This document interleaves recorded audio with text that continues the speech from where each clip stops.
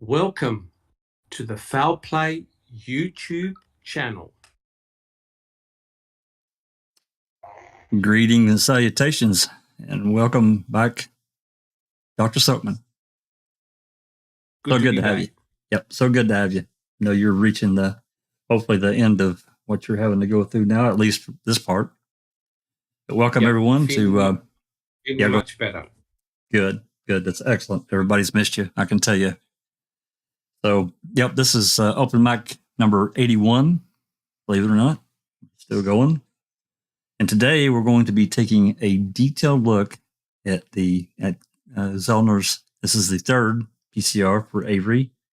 He wrote one, and this is her second one. So the other two are gone, but that is what it is. We just have to deal with what we've got. So we're going to take a detailed look. We didn't do that on Wednesday when we read through the document. There was some really good discussion afterwards, but taking this more detailed look. Again, I don't really care how far we get into this document. We can continue this conversation at a later time. We can do a part two of doing a more detailed look and what a lot of it means. We're not lawyers. You get what you pay for, but we've been around a lot of the legal minds enough. I think we can make some sense of a lot of it. So anyway, I'd like to welcome everyone here in the live chat and here in the Discord chat. I want to say hello to there's Shane Henry and Colette, Bethany, lovely Darkside and Sherilyn Pontillo, Cher. Who else we got? There's Ron Cass. Hey, Jay, Jeff Jones. Jeff was here in chat with us, but you need to get back in here. I don't know why you left, but get you back. Bro, I'm back. See, I have notifications muted, so I'm sorry I didn't hear you pop in. Well, thanks, man. And there's Phaedrax. Who else we got? There's Carol Cousins. I don't think I've seen your name. Welcome. There's Ian Rose. Who else did I miss?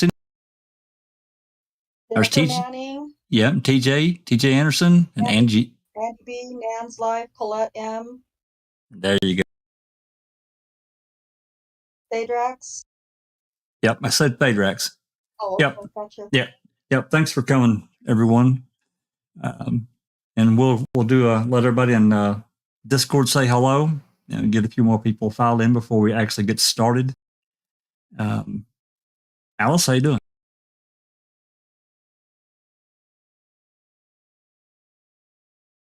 Hey Jax, yeah, I'm doing okay, thanks. Hi everyone in chat, hi everyone on panel. Thanks for joining us tonight. It's good to see you all in chat. Cherie? Hi everybody, I'm doing well. Hope you all are too. I'm not sure Susan can answer. She's having trouble with her laptop. It's not cooperating. I know how that is. Are you here, Susan? She's not unmuting, so I don't think so. And Mr. Jeff Jones doing some excellent work on his channel. Thank you, sir. Appreciate that. Nice to be here. Hey, there's Susan. I think Can I you heard. hear me, Jack? Can. Yeah, I'm on my phone, my laptop. I don't know. Hi, everybody. Thanks for coming. And then just Rhonda. Hello, everybody. Thank you for coming. I'm looking forward to breaking this down bit by bit. It should be really interesting conversation today. And welcome back, Doc. That leads us right into Dr. Silkman. You talk as long or as little as you might want to, sir. It's really good to be back and be part of the team again. I just want to say that I'm so proud with the Foul Play team and what you guys have done. I've tried to listen to as many podcasts as possible, and I'm really excited to be back, and it's great to see everyone in chat, and it's good to be part of the team again. So thank you so much. Really looking forward to it. Absolutely. Yeah, it'd be good. I mean, you didn't get to participate the other day. It'd be good to get, some of your input and, your thoughts on this third PCR, because, I mean, it's, we got couple of new pieces of information that, I guess you can look at it. For me, it gave Sowinski a lot more backing. His affidavit, it gave it more credence. Yeah, sure So, did. yeah. So, okay. All right. Let me pull up the document, and I guess unless there's any other announcements that anybody wants to make while I'm pulling this up, you go right ahead. If not, give me just a second.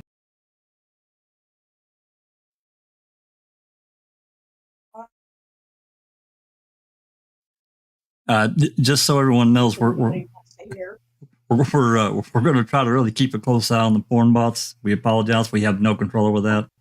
And man, once they hit, they're like gremlins. They just freaking multiply. So the mods will get to them as quickly as they can. I promise. We watch the chat to make sure. If I can see them fall in, I can get a couple of them. Darkside and Alice are the quick ones, though. Yep. Hey, Claire, welcome. Gloria Glenetsky. I don't know if I'm pronouncing your last name right. Welcome to Gloria and Clairview. They've just dropped into the chat. Excellent. All right, let's get down here and get started. Because beginning of the I'm not going to go through the table of contents. Anybody can. And by the way, there is this document is posted on the Foul Play website, and it is linked in the description. Of course, she cited a bunch of cases.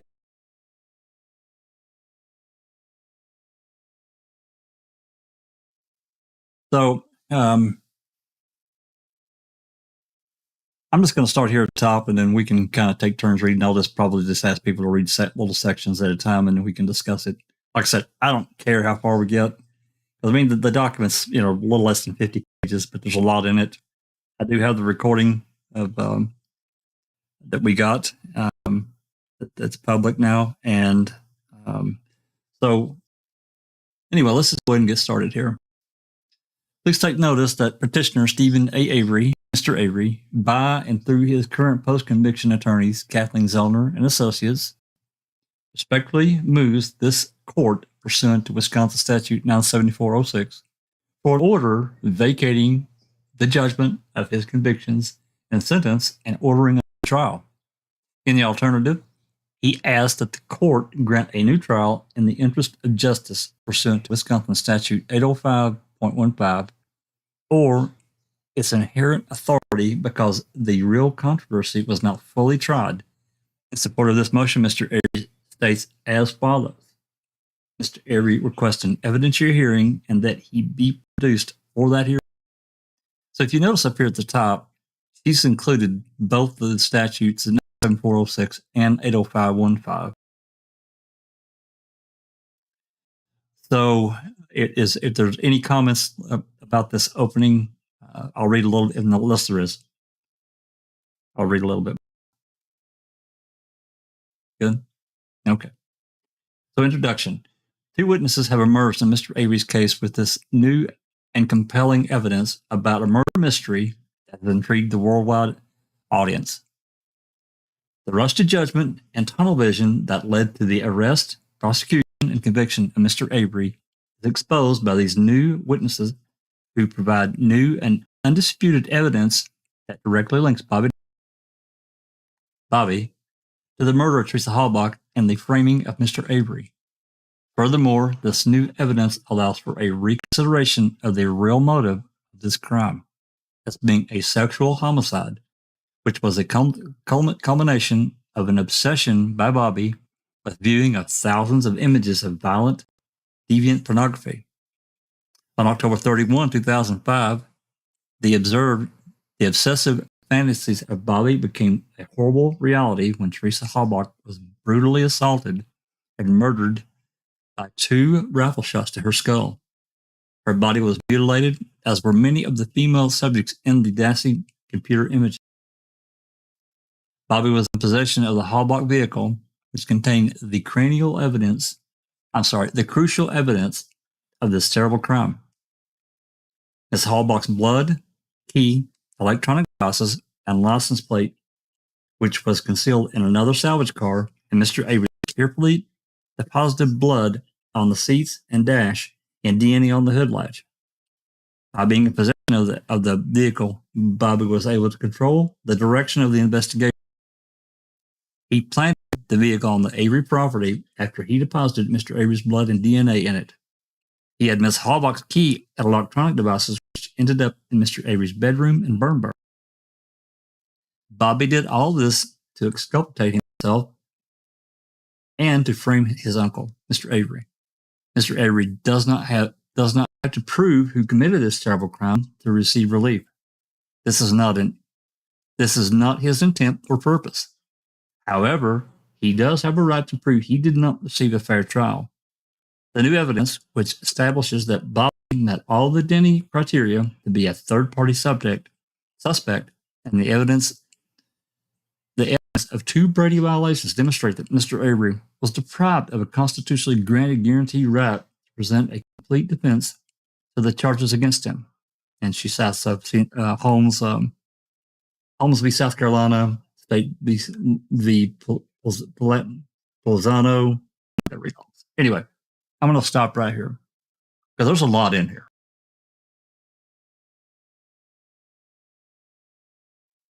Who wants to go first? Doc? Would you like me to go first? Please, knock yourself out. Yeah. Do it. I just want to say what an excellent introduction. I really like the way Kathleen Zellner and her team have approached this. It's completely different. It's a different approach. It's a fresh approach. And if you notice what she's done very eloquently, she's made it like an opening statement, very much like Ken Kratz did in the trial. She's put out what she believes took place. She's put her case forward. She hasn't put any waffle in. She's gone straight for the jugular.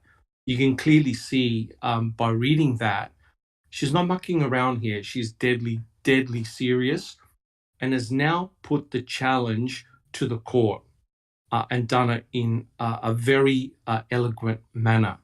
I'm very impressed by that. There's no mucking around. I think she's trying a very different approach. In my opinion, she's actually listened to the feedback of her failed motions in the past and has turned the tables, I believe, on the state. Really, really elegant the way she's done it this time. Just an opinion, we haven't got the chance to really talk about it, but to me, she's got this really tight. She's not, like you said, waffled out into too many directions. It's super tight. Yeah, she's been very pointed in her approach this time. She's just not claiming this and claiming that and pointing fingers here and pointing fingers there. She's making it a very, very tight package, very much like Mr. Kratz did against Stephen Avery and also Brendan Dassey. So it's interesting that her approach this time, I believe, is that she's remaining, like you said, Jack 61, she's remaining very focused on the points that she's making. Almost laser focus. I agree. Rhonda, did you have a comment? No, I just agree. It's like a different. It's almost the approach and the formation and the layout, the delivery is all just so different. And I think for me, at least, a little unexpected because I'm used to a more, not combative, but a more, dare I say, snarky kind of, approach a little bit from KZ. Snarky but effective, but valid. But I think I agree with you guys. It was exceptionally well done, I think. Yep, I agree. Okay, and without going and looking and going into these citations, I'm sure that we'll get more into that as time goes on, and before the state, if the state replies, that the state. I just don't remember. There's been some conversation about will the state reply. I think that the judge can ask if they want, or she invites the reply. But I think by statute, according to what I remember in this document, they don't automatically. She can just rule. She does not have to wait for the state to reply. She can just rule on this right here on the 97406. I think that's right. If there's a lawyer out there that can tell me otherwise, or we have a lawyer here, Ms. Cherie, if you know otherwise, please tell me. I'll correct it because I don't want to put out bad information. I think I remember one of the. Oh, I'm sorry. Go ahead. No, you go ahead. Oh, I was just gonna say, like, back when she had put out one, and then because they were going to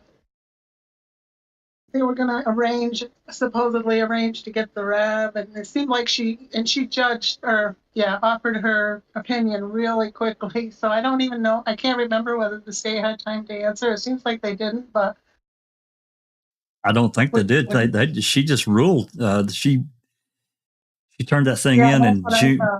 Yeah, June of 2017, and Suckowitz ruled in September. I think it was. I think it's when she ruled. I don't say she could have possibly gotten through it at all. So much in it. Yeah. No. Okay. Well, I personally think that they're probably going to want to respond to this. I dare say I don't know. I just wanted to say. Yeah. According to Tracy Strency, she said that the judge can ask for a response by the state, and if the judge does ask for a response, then it's a good sign, which means that she's just not ready to rule right away on it. She wants to hear what the state has to say. So that's what Tracy said. I don't wonder if if she does ask what the timeline is. Isn't it 90 days? Is that right? Or did Tracy say? I believe she said there was no time limit. Okay.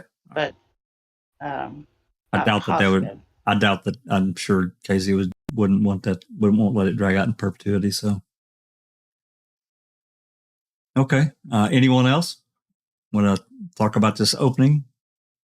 Oh, I was going to say, it's pretty obvious that Kathleen Zellner has listened to the feedback, the previous feedback, and if you notice her tone, or whoever wrote this particular motion, the tone is very, very different.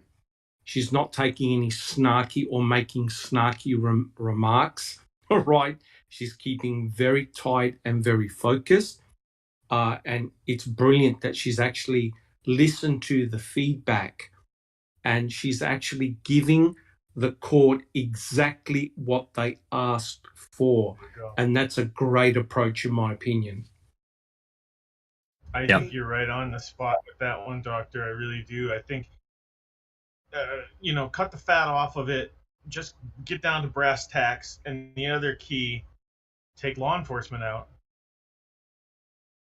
But, don't mention that law enforcement was planting or doing anything, had anything to do with it.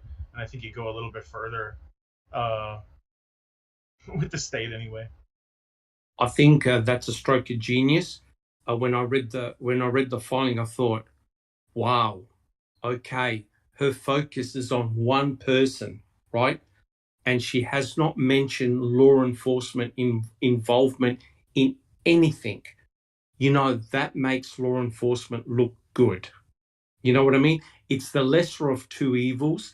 She could have pointed the finger at law enforcement having some type of involvement, but she knows that that's pushing an uphill battle.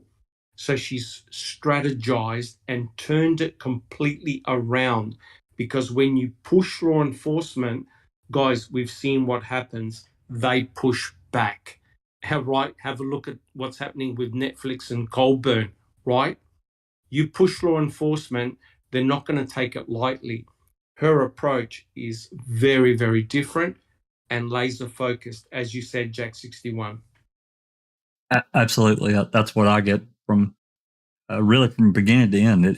She stays really focused and tight in her delivery and the things that she goes through, and we'll see throughout the document document. But yeah, I agree.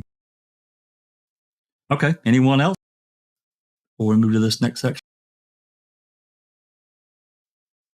All right, Rhonda, do you have the document? I do.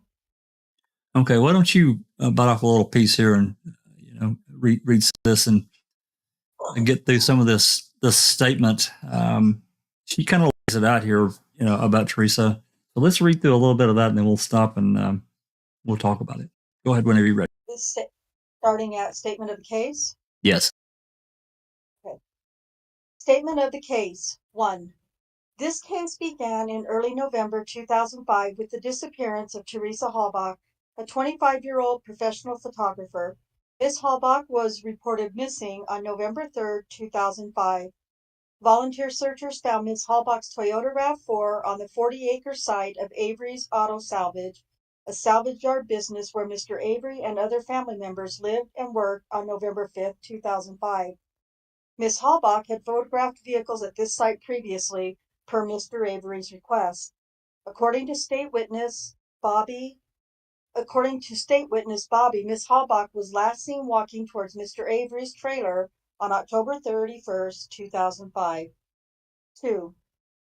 After finding Ms. Halbach's RAV4, law enforcement searched the Avery property and, over the course of the next 4 months, discovered and identified evidence including burned bone fragments in and around a burn pit, with DNA matching Ms. Halbach's, Mr. Avery's and Ms. Halbach's blood in the RAV4, the remnants of the electronic devices and a camera, the same models as Ms. Halbach's, in a burn barrel.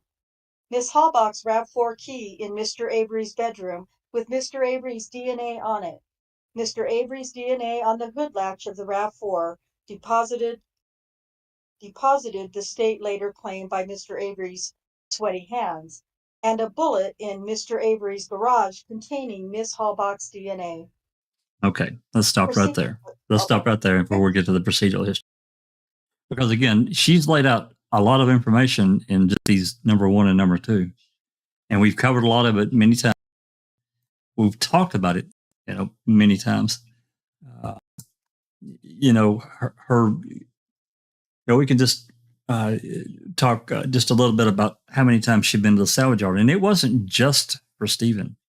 There were others on the salvage yard. I think it was Pete Dassey had her. He had an account with Auto Trader. He had some vehicles and so forth photographed. And I'm not sure who else did, but I think that she had been to the salvage yard, I think 10 times. It might have been 7. Don't hold me to that, but it's somewhere around that. I know for sure. Jack, that was Tom Yonda, not Pete Dassey. Tom Yonda. My bad. Not Pete. Yeah, you're right. But yeah, he had an account. So he had been there. And so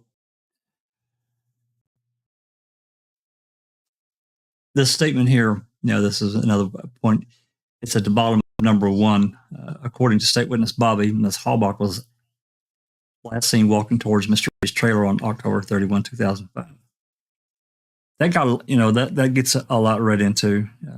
And I've talked about it with Doc and Jeff and Cal and Big Jeff.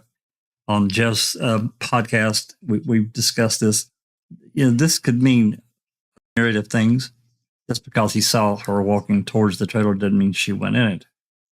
He could have been coming out. He met her halfway across the yard with her money, and they turned around, walked back to the car. She gave him the book, whatever the case may be. If if that statement that Bobby made is true, we don't know. It's an innuendo. It's we can't lead to the end of that sentence. But what it does, it effectively removes Bobby as I saw her walking toward the trailer and he drove away, so he's out, right? At the same time, I think it was December 17th, 2005. Bobby also told Loy's an investigator, Avery's lawyer, that he saw Stephen walking towards his own trailer. He didn't say Teresa, he said Stephen, if that statement was written properly and correctly. I'm going to let you guys, if you got anything to say about that, let's do it now. Yeah. Can I just make the quick comment? Welcome, Neverly. Neverly's joined us. Hey, never. Who else has joined? Thank you. Oh, Thank you. Sweaty Good to Sheriff. be here. Yes. Sweaty Sheriff has joined us. Fantastic. I'd just like to say, I really like Kathleen Zellner's approach again here. She kept it very succinct and laid out all the facts that we know. And she hasn't hidden anything. She said it as it is. She's not actually pointing the finger at anyone.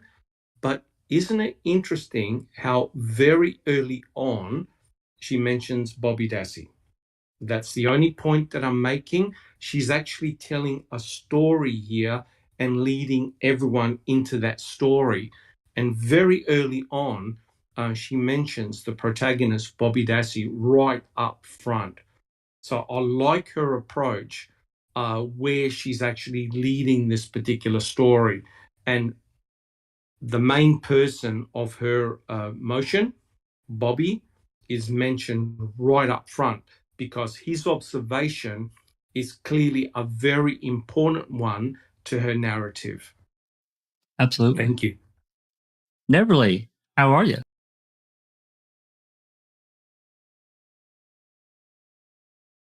Hey, Jack. Very good. Hello, everybody on the panel and in chat.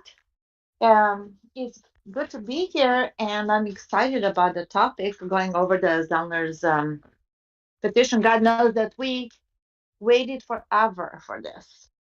So this is really exciting. Kimberly, it's great to have you back and hear your voice. We missed you. Thank you very much. Hey, you guys, you've been all missed. You don't even know that half of it. Yeah, you guys. So, I'm still not going to let you two read together ever. It's not allowed. I mean, no. Anyway. Oh, come on, you miss it yourself. Well, I do, but God, you guys killed me that night. Just absolutely killed me. I lost 5 years of my life on that. Anyway. It was so funny. It was rough. It was a rough time. We had to laugh. What else were we supposed to do? Cry and swear and scream? No. We laughed. And I'm still laughing about it. Us too, obviously. Neverly, I don't know if you heard the other day when we read this, Cole, but I got stuck. We determined that Susan went through the document real quick and found out where they were going to use the word corroborate the most, and then gave it to me. She said it. Neverly, we have to buy her a beer because she said it 9 times. 9 times correctly. I played the fifth. Oh my! So Susan corroborated that, right? Really well. She navigated it, is what she did. Good one, Susan. Well played. Anyway, yeah, sorry. Just to add a little bit more to what. Hey, thanks, TJ. TJ is a foul play lover. We really appreciate the support. But adding to what Doc said, because Kathleen, everybody knows that right, wrong, or indifferent, Bobby was the state's witness. He did a lot of damage to the case, with especially this statement here, walking toward, leaves it wide open. Hey, she's, we've got all this evidence, and last time anyone seen her was Bobby leaving, and he saw her walking towards his trailer. That's an innuendo that is so damaging. I can't tell you. So I think she's done a perfect thing, as Doc said. She's opened this up directly to what happened at trial, which is so important. And the entire story has not been told. So, Susan, do you have the document open by chance? Yes, I do, Jack. You want to read a little bit of this next section here? Let's see what we're. We're at the procedural history, the third party suspect. Okay. Why don't you read a little bit of this, and then we'll stop and we'll beat it up a little bit. You start whenever you're ready. Okay. Sure. Procedural history, third party suspects. Number 3.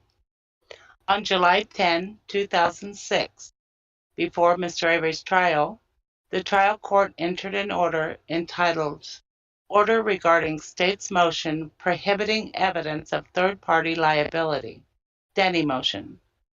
The order specified that if the defendant intended, quote, to suggest that a third party other than Brendan Dassey is responsible for any of the crimes charged, the defendant must notify the court and the state, end quote, of such intention at least 30 days prior to the start of the trial. The trial court further ordered that the defendant would be subject to the standards relating to the admissibility of any third-party liability evidence pursuant to State v. Denny. You know, we should Number discuss 4. it. We should discuss this one on its own because let me see here. Just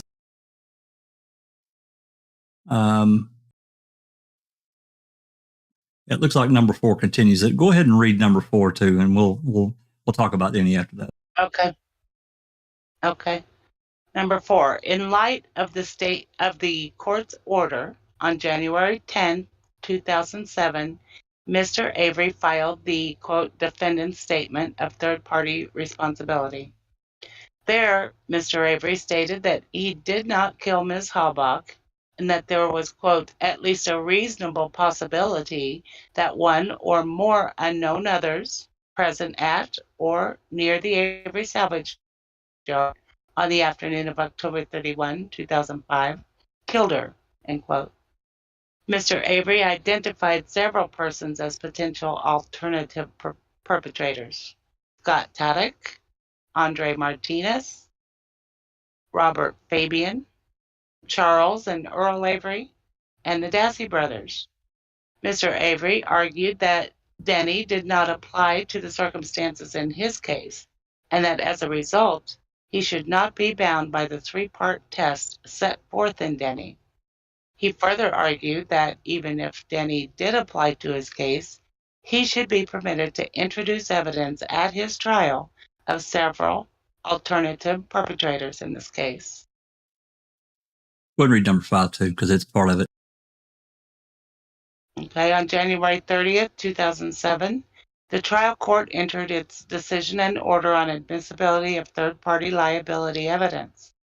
The court held that Denny's legitimate tendency test applies to any evidence the defendant wished to present regarding potential third parties who might have been responsible for Ms. Halbach's murder. The trial court found that, quote, in the absence of motive, it certainly may be more difficult for the defendant to offer evidence which is relevant and material connecting a third person to the crime. The court simply finds nothing in the offer made by the defendant that goes beyond the level of speculation, end quote. Is there anything in this footnote citations on the record here? Yeah, I'm not going to read that. Okay. So just talking about citations. Yeah. So let's talk about Denny for a minute. And we did an open mic on Denny several months ago. I can't remember what month it was last year, but to understand the whole Denny concept. And anyone that's familiar with the case knows that in June, it was about a month after Brendan's May 13th coercion session with Uyghur and Fassbender that Kratz approved, that Kratz went down and filed this, this, I call it a protection from a third party, them talking about a third party, in this case being accused by the defense. And it doesn't escape me that, okay, so in June, and of course we read above here in July, there was an order from Willis that says, hey, you got to let everybody know if you're going to accuse anyone. There wasn't even a hearing until January. And if you guys remember, there was an in-camera hearing, and Willis was uncomfortable doing that. So he had never done one in, I don't know how many years it was, 10 or 15 years. He had never done an in-camera because he wanted everything public. However, in this case, there were, third-party people being talked about. So they turned, that was basically a private meeting. The public was kicked out. It was just basically the lawyers and Avery and a few others. So, this whole thing surrounding Denny, to me, it puts a, because they when you go to Denny, you have to prove motive. That's the fourth leg of a Denny, as I recall, and the state doesn't have to prove motive. And so, to me, it puts a real undue burden on a defendant to do that. And I think that they go for 6, 7, they'll basically 6 months from July to January before they even had a hearing, and the trial was going to start basically a month later. So they were basically screwed completely. Yeah, it just seems so unfair that they don't have to prove motive of Stephen. Oh, absolutely. Doc, comments? You got any comments about Denny? Yeah, I just want to say that this was an incredibly important strategy by the state at the time, and that is to prevent Stephen's defense team mentioning any other Denny suspects except Brendan Dassey. And as we now know, with hindsight, we now know the reason why the state pushed for this ruling on the inability for Stephen's defense team to mention any other potential Denny suspects. It's very interesting the way Kathleen Zellner again has approached this. She's actually giving a historical outlay of what actually happened in Stephen's trial. And in effect, she's laying down a roadmap which is going to de-engineer. So it's a very, very clever strategy. So straight up front, she's talking about Denny, because with a Denny, you've got to show motive, opportunity, and a direct connection to the crime, right? Now, Stephen Avery's defense team was not able to mention any other potential Denny suspects at the time, except, of course, for Brendan Dassey. That was a very, very clever strategy by Mr. Kratz, right? And now we know the reason why. So it's very interesting that Kathleen Zellner, the way she's constructed her motion, she's laying it down like a road, right? Step by step, marching towards what her motion is all about. A really clever way of doing it, in my opinion. Yeah, I agree. And there's something else that it doesn't escape me, because with this motion, this Denny motion, there's also the other side of that. And, they did something really slippery too right before trial, and by removing Brendan from them saying his name during Stephen's trial or being mentioned.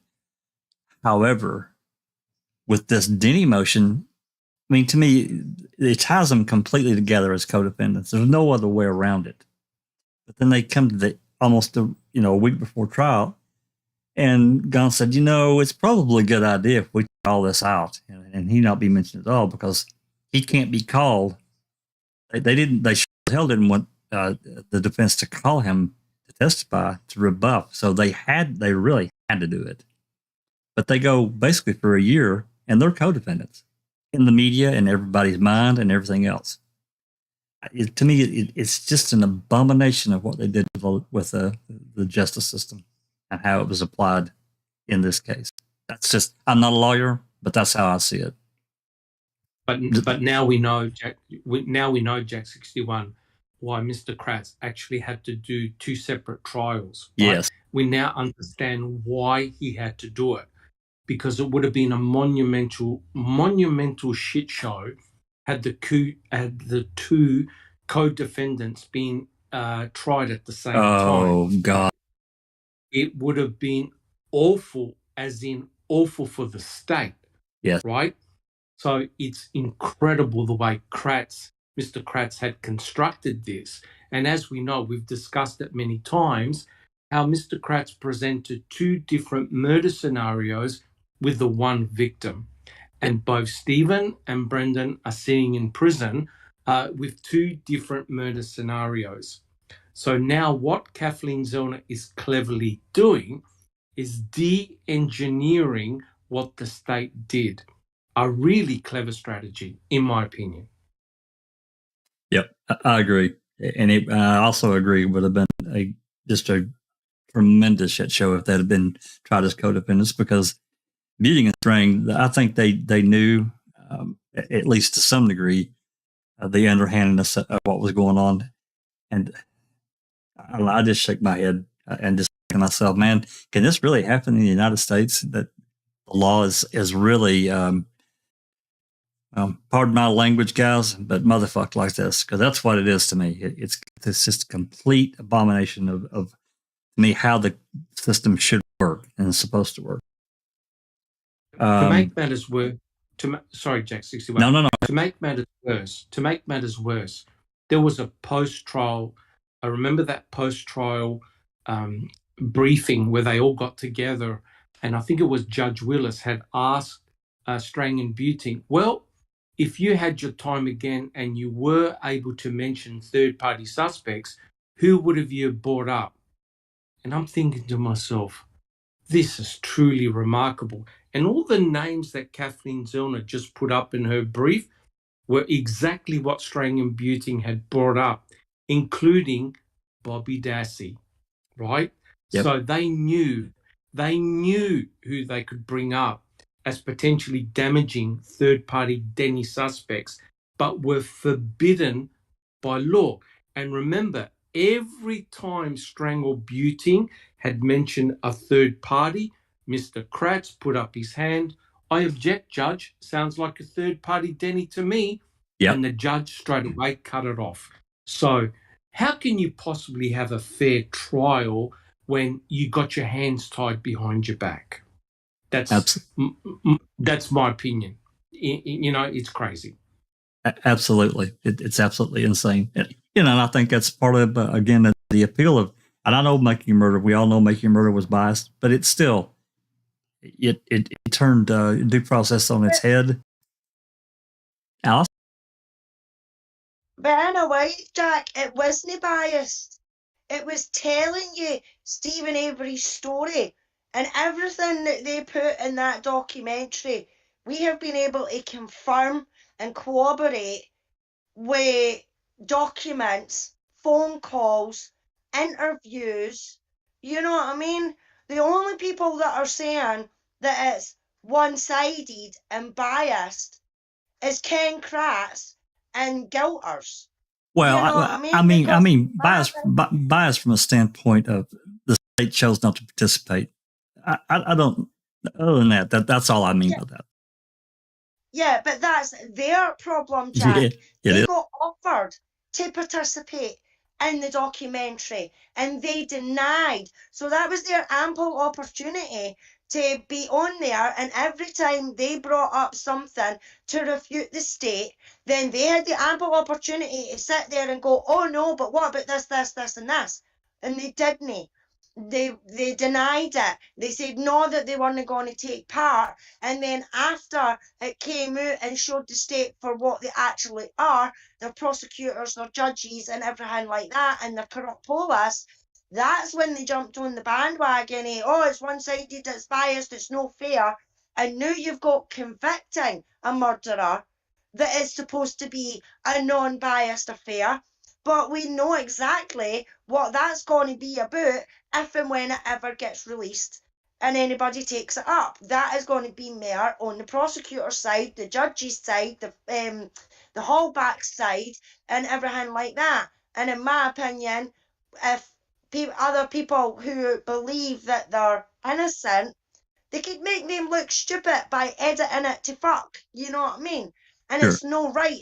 So, I agree with what Doc was saying about the convictions. You know, that they tried to do it as two separate ones, but in one trial, Kratz is saying only, well, it was, I think it was in both trials, that they were saying only one man did this murder, and that was Stephen Avery.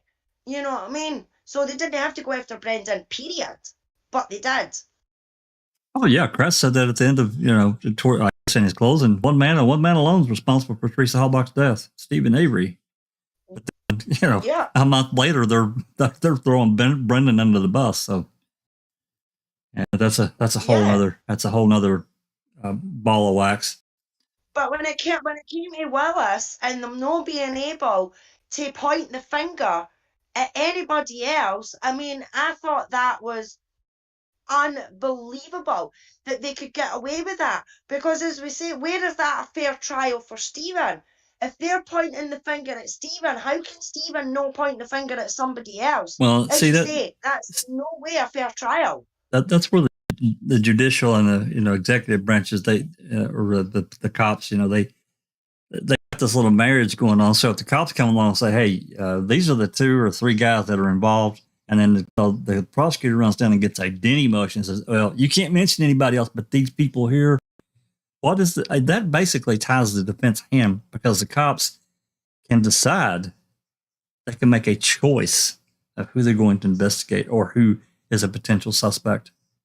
And to me, and I get the fact, you don't want to come into court. I don't know how many people watched the practice from years ago, and you don't want to come into court and have a defense lawyer accuse somebody that's sitting in the gallery of murder, with no proof at all. It completely upends the trial. And you have to have some kind of ruling around it, and I get it. At the same time, this whole procedure that was allowed to happen, and this noose around with Denny, it completely tied the defense's hands in that aspect. And they couldn't get Brendan, they couldn't call Brendan to testify. But the separating of the defendants, and they were co-defendants, period. There's just no way around it. But as Doc said, they had to separate them. Doc?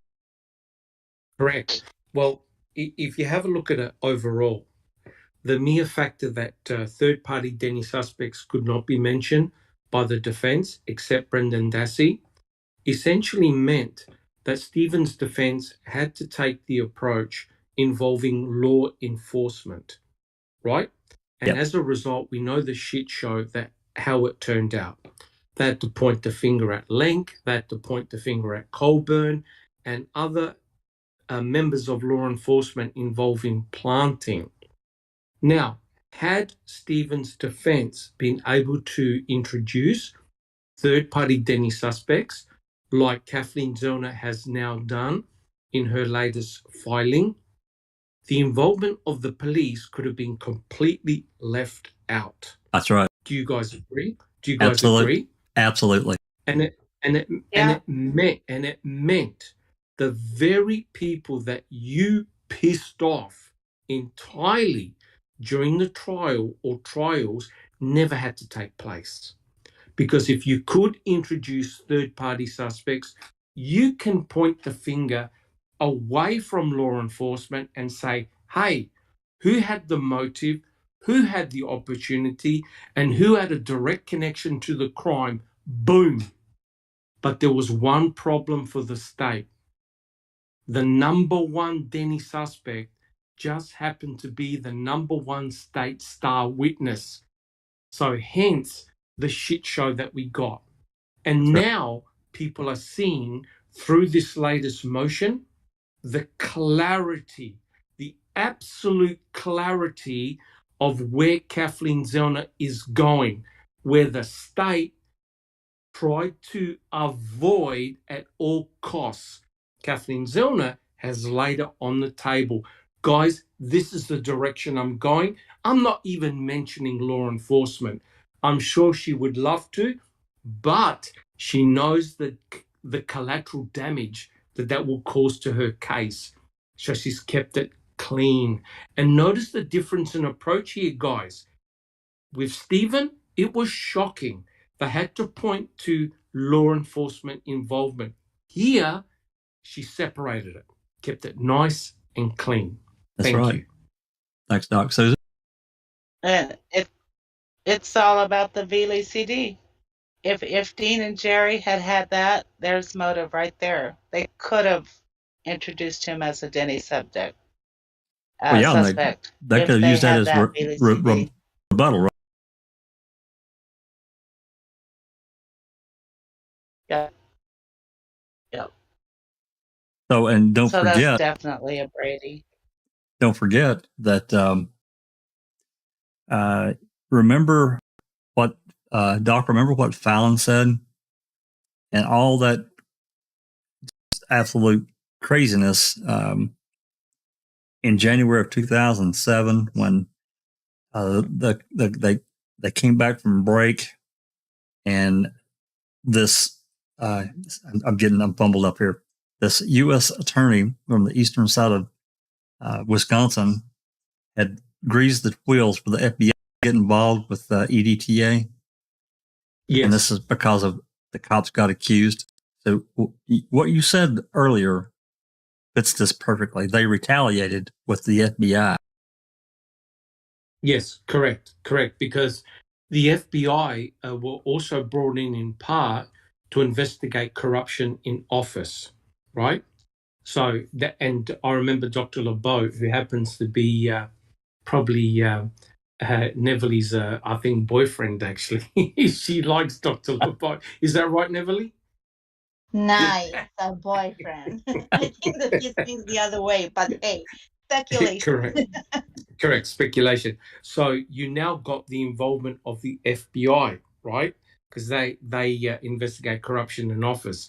So, all of that could have been avoided. All of that could have been avoided if law enforcement weren't brought in as potential planters of evidence. Now, I know that Crockett has mentioned, oh, well, what about the planting of the key? Well, here's the strategy by Kathleen Zellner, right? She doesn't care who planted the key, right? She's not pointing a finger at law enforcement because she knows by pointing the finger at law enforcement, it's an uphill battle. Although in her mind, she probably does believe it was planted by the police.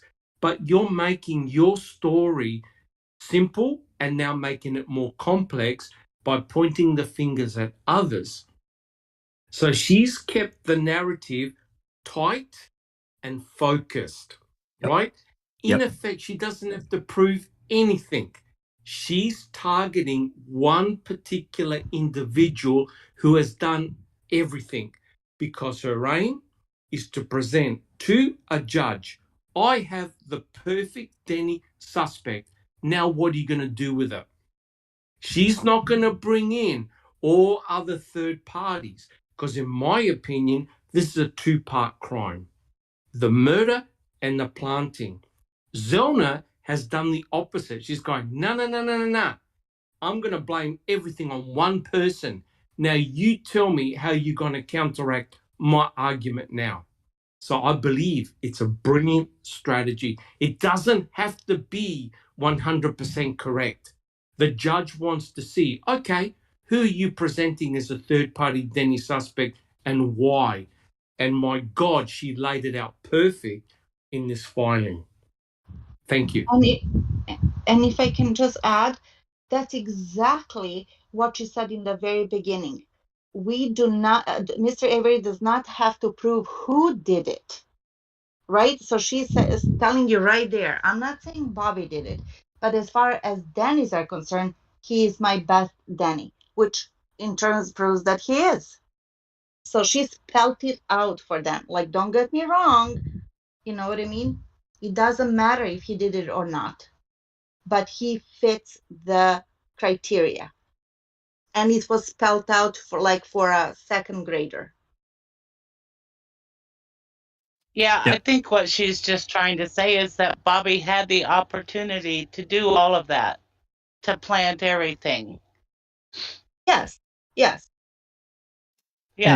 And it just so happened means, motive, and opportunity. Yeah, and just so happened that the state's using him as a star witness. So he's kind of off the table.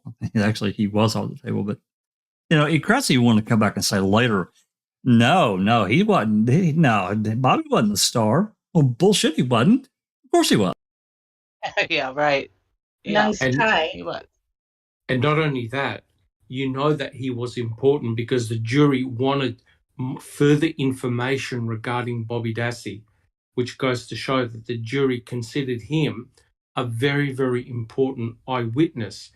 And Ken Kratz, during the press conference, tried to downgrade the material brought up by Bobby Dassey regarding Mike Osmondson and Yes. how damaging that was, right? So Kratz knew. You could tell by the look on his face, by his demeanor. He goes, oh shit, I'm caught in a bear trap. So what he did was he completely trivialized it, right? So that's the strategy that Kratz is playing at. Now, Kathleen Zellner knows this in advance. She knows that if she makes her story more complex, it's easier to attack, right? So Yes. now she's going, I couldn't give a stuff how that key got there, how the number plates got there. I'm going to blame one person for everything. And now you try and counteract my argument. That's the power of her approach. It doesn't matter if that's not how it happened. She needs to present the perfect Denny to a judge. Once she gets her evidentiary hearing, she can talk about all the forensic evidence, everything that is permitted. In other words, what she's permitted to talk about. So she's going to deliver the perfect Denny to a judge. And the judge then has to go, well, is this individual a Denny? Yes or no? If he is a Denny, this person has got a lot to explain for. Rather than make it like an onion, have all these multiple layers that the state can attack. Bang, bang, bang, bang, bang. Nope. Her approach is pure. And if you remember, Doc, that's exactly what they did with her first PCR because there was so much in so many different directions. Man, it was good, and a lot of it was. I'm gonna say that most of it was factual. I mean, it was right on. But yeah, man, so many avenues for attack. Oh my God. Correct. So she knew even if she had the truth in inverted commas, the state could easily pick it apart and attack it and make her whole case weak. This time she's going, no. I'm not going for that approach. I'm going to deliver the perfect Denny. And you tell me if I'm wrong now. So I love it. It's a really strong approach and a unified approach. No fluff. Absolutely. Yeah, we've got like a few people in chat I want to say hello to. There's Ann Holt. Hello. And my internet wife, Nosy. Hey, Nosy. I hope you're doing well. I know you've been really busy too. Hey, I talked to Ripper the other day, by the way. He's doing pretty good. I'm sure you talked to him as well. Anyway, all right. If no one has anything else to add, then Susan, if you want, I'm going to let you read this next. Looks like we got verdict and post conviction indirect appeal. So if you don't mind reading a little bit more, you okay? No problem. Okay, you can start right there on number 2. Number verdict. 2, verdict, right? Yep. 6.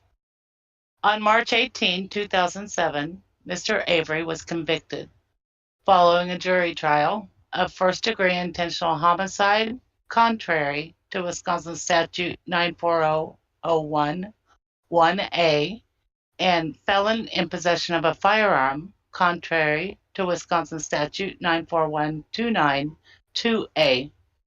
The jury found Mr. Avery not guilty of mutilation of a corpse. 3. Post-conviction and direct appeal. On June 29, 2009, prior post-conviction counsel filed a motion for post-conviction relief on Mr. Avery's behalf, pursuant to 809-302H, seeking a new trial on grounds that 1. The trial court improperly excused a deliberating juror, and 2. The trial court improperly excluded evidence of third-party liability. 8. On January 25, 2010, the motion for post-conviction relief was denied by the Honorable Patrick L. Willis in a written order. Regarding the issue of Bobby's third-party liability, Judge Willis found, quote, The only evidence offered by the defendant to show motive on the part of Bobby Dassey consisted of evidence allegedly supporting a motive to frame Stephen Avery.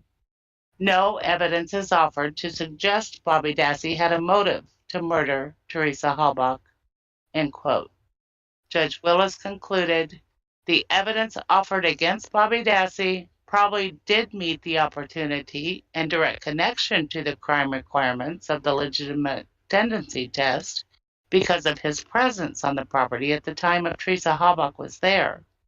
However, without any showing of motive, third-party evidence against Bobby Dassey is precluded under Denny. Number 9. On December 14, 2011, the Wisconsin Supreme Court denied Mr. Avery's petition for review pursuant to 808-10-470-1. 10.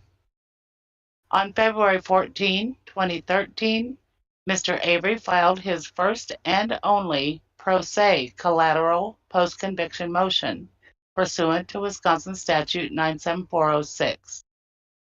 The motion was denied by the Honorable Judge Angela Sukowitz on November 23, 2015. Number 11. On October 11, 2019, current post-conviction counsel appealed the Circuit Court's denial of Mr. Avery's second post-conviction motion and all of its supplements. He filed motions to stay and remand concerning 2 additional claims. At the appellate court's direction, Mr. Avery raised his claims in his motions to the Circuit Court as supplemental post-conviction motions. The Circuit Court denied his motions to supplement. On April 12, 2021, Mr. Avery filed a motion to stay and remand, and the appellate court denied it. Do you want me to keep going, Jack? We can break here because this is, we're going to get into a little bit longer. So let's go back up and discuss some of this because I got a few things to say, and I'm sure others do too. So let's go back just a little. So, talking about, and I've probably read some of this post-conviction stuff a time or two, and I don't recall it all. I just don't. He talked about Bobby Dassey being a Denny, and what we know now, with the introduction, as Doc pointed out, of the Bailey CD, and then we got Sowinski that has stepped forward, and then of course his girlfriend has stepped forward, or ex-girlfriend, former girlfriend, whatever, and swore an affidavit. This phone call, man, that's quite a few more things. So what they didn't have at trial or post-trial was any of these new things that could potentially have put Bobby in a Denny position, in a strong one. So if anybody has anything to say about that before we move on to his pro se motion, which is I'm going to talk about. Go ahead. Well, I just wanted to say, isn't it remarkable how the judge and others have commented on Bobby Dassey all along? And I'm sure in their minds, their gears were turning, thinking, jeepers, Bobby Dassey really is a great Denny suspect, but he's missing a couple of the prongs, or maybe one of the prongs, and that prong that he was missing was a direct connection to the crime, right?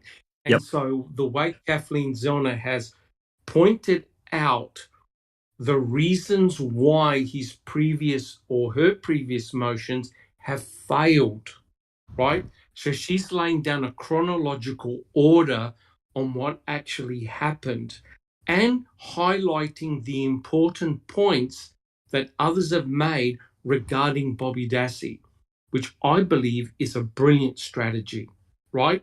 Because Bobby's name, now I'm not accusing Bobby of anything. Please understand that.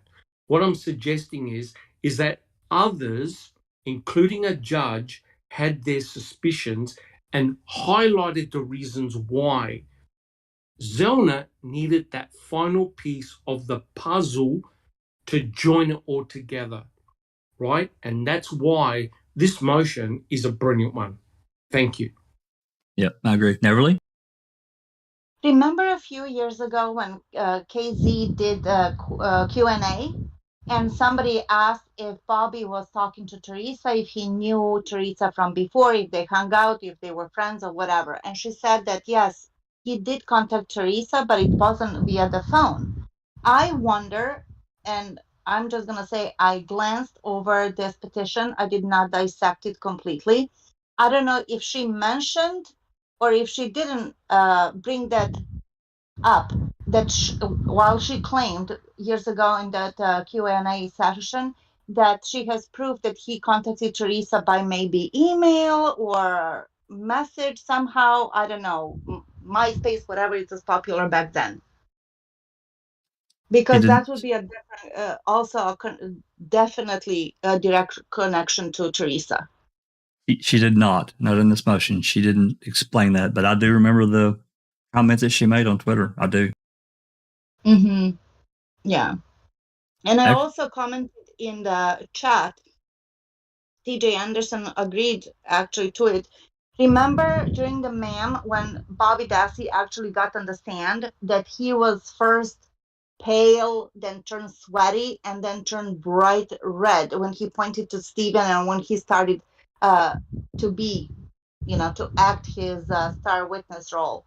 He was so uncomfortable. But if they approached him and said, Bobby, it looks like you did it because of such, such, such, and such, and there was plenty. First of all, the porn, he was there. He probably tried to wiggle out of the truth when he was interviewed. And then, they were also same kind of, closer to age to Teresa, not that it matters, than Stephen did. You know what I mean? What other choice did he have than to flip on their side? Otherwise, he would be the one accused, most likely. So yeah, what choices did he have?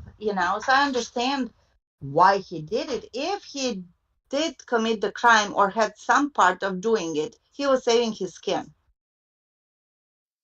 Whether I yeah. agree with that or not, it's irrelevant, but one can understand. Well, Neville, you're correct, because I remember, guys, the interview or when Bobby Dassey was taken to the hospital, the way he was interrogated. That was the interview that I think it was Mystic Jinx or someone had uncovered. Jinx got it. Yeah, for the very first time. And it's interesting how the detective said, well, do you think your uncle did it? Do you think your uncle did it? So basically, they were giving him a choice. Either you point your finger to your uncle or it's going to look potentially very nasty for you, Bobby. So it's amazing how they were working on Bobby right from day one. Bobby, I believe, was cognizant of that fact. If I don't point a direction, even if it's subtle, towards somebody else, the light's going to shine on me. Yeah, very good point, Neverly. Thank you. Yeah, I mean, if he was compromised, I mean, we finally, Jinx was finally able to get that November 9 interview that we've been trying to get for forever. We just don't know, what is said off tape, And if somebody gets compromised, you think about being 19, 20 years old and you're put in that position and a really serious position. Now you're, potentially going to lose your freedom. You got cops all around you that are really in your face. So I don't know, but nonetheless, and I'm not accusing Bobby of doing anything either, other than being the perfect Denny suspect. With everything that we have now, it's even stronger. But isn't it interesting, guys, how the detectives were telling Bobby Dassey, now, come on, guys. Do you think we're going to frame Stephen Avery? Do you think we're going to plant all this sort of stuff? They're bearing their souls to a 19 or however old Bobby was at that time, which is rather remarkable when you think about it, right? So they were telling this young man, hey, the police could not have been involved in any of this, yet we all know that's exactly what they did to Stephen in 1985. Isn't that remarkable how the cops were trying to distance themselves from any potential of planting evidence against Stephen, right? But they made it very obvious to Bobby, mate, it's either your uncle or it's you or it's both of you. That's a Yeah. terrible choice for someone so young to make. You remember that, Yeah. Doc? You remember, I'm sorry, Alice, just briefly. You remember during that interview when, I can't remember which special agent it was, but he was a PCI agent. He went into that tirade about, I've been with Correct. the DCI for blah, blah, blah. We would never, and all this. And it was quite amazing, actually, that he would do that. And Bobby was 19. And that's exactly what Deidre did again in 2017, right? I'm too old for this shit. I want to retire. I'm not going to do this. We're not going to do it. I got you, Bobby. We only want to get to the truth. And I'm thinking, wait a minute. You've now just put 2 people in prison for life, and you now want to find out who actually did it? Guys, it doesn't make any sense here, does it? Yep. Alice? No, it sure does not, Doc. And yeah, you can tell in that interview that they were leaning on Bobby to point the finger at Avery. And as you say, Doc, they didn't say it in words, they said it in attitude, Correct. Do you think it was your uncle? In other words, say it was your uncle. They didn't come out and say, oh, blame Stephen. You know what I mean? Well, we just blame Stephen. But it was the way they said it and the way they put it across to Bobby. And they probably would have been leaning over the top of him and, at the edge of the table and that and leaning on. We just don't know. And I mean, I do think they put the laddie under a lot of pressure. And you can hear that in the interview as well. But Anne Hall in chat says they didn't have anything that would help Stephen in court. Anytime evidence would help Stephen, they lost it, hid it, took it home, destroyed it, whatever they could to make sure it was gone. Correct. Yeah. They wanted to make sure that nothing pointed to anybody else. Otherwise, their cleverly laid plan will be in tatters, and they couldn't afford to do that. Yep, I agree. Yeah, Nerly? and look what happened to the VLCD. Just vanished and was out of the game for 12 years or whatnot, taken home, hidden, and whatever. Yet they were pointing fingers at Stephen by the evidence of some fluffy pink and leopard, fuzzy handcuffs and a porn magazine and a dick pic. Yet we have all these gruesome, pathologic, psychopathic porn searches off of Bobby's PC. Yep. Yeah. So I guess they held up their, end of the bargain.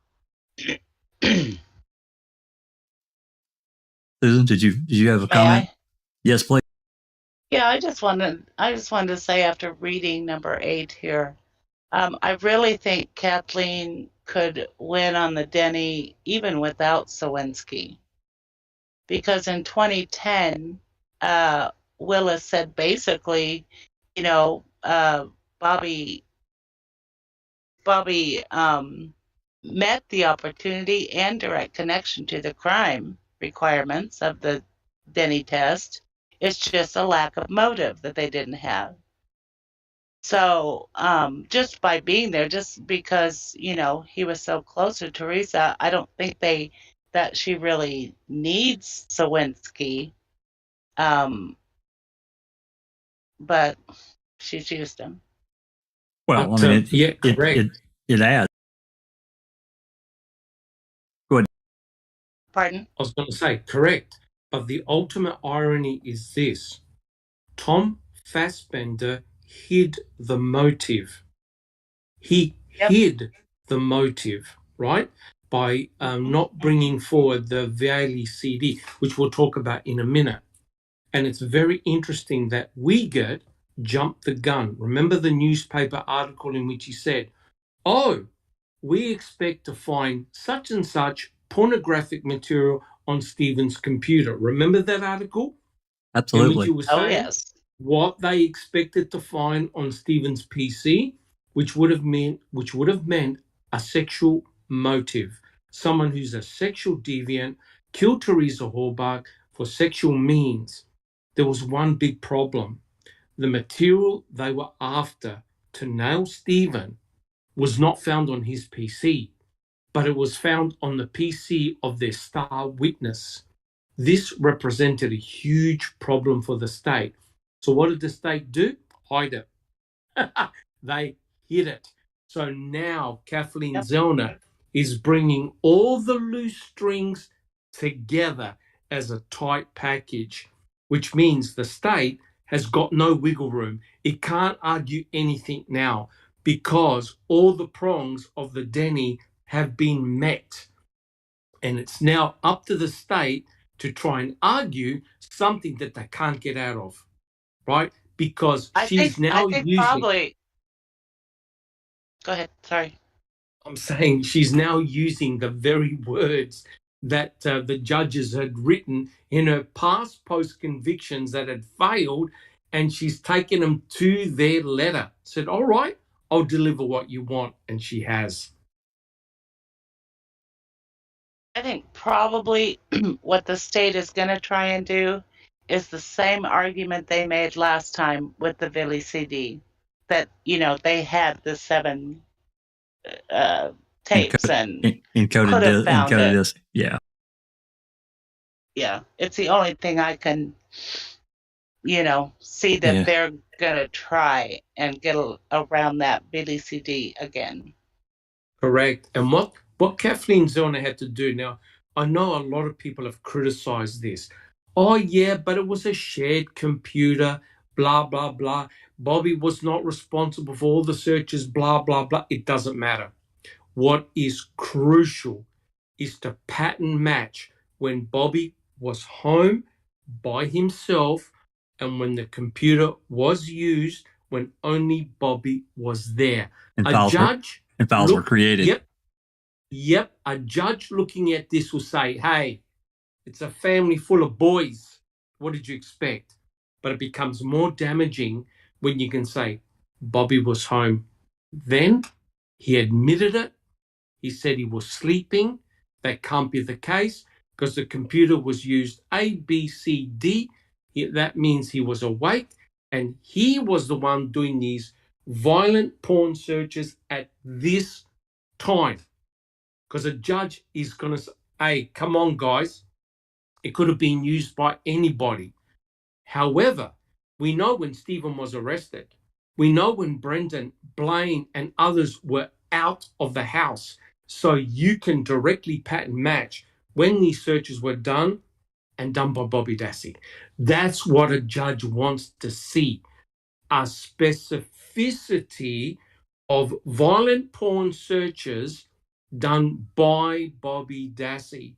And those searches continued after Stephen got arrested. So you can take him out of the equation. You can take Brendan out of the equation after March 1st, which means that you can now narrow it down, right?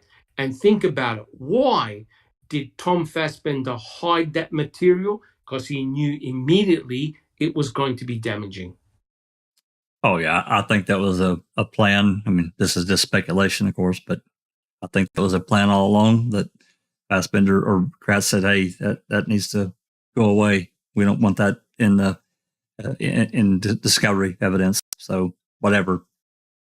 And it did.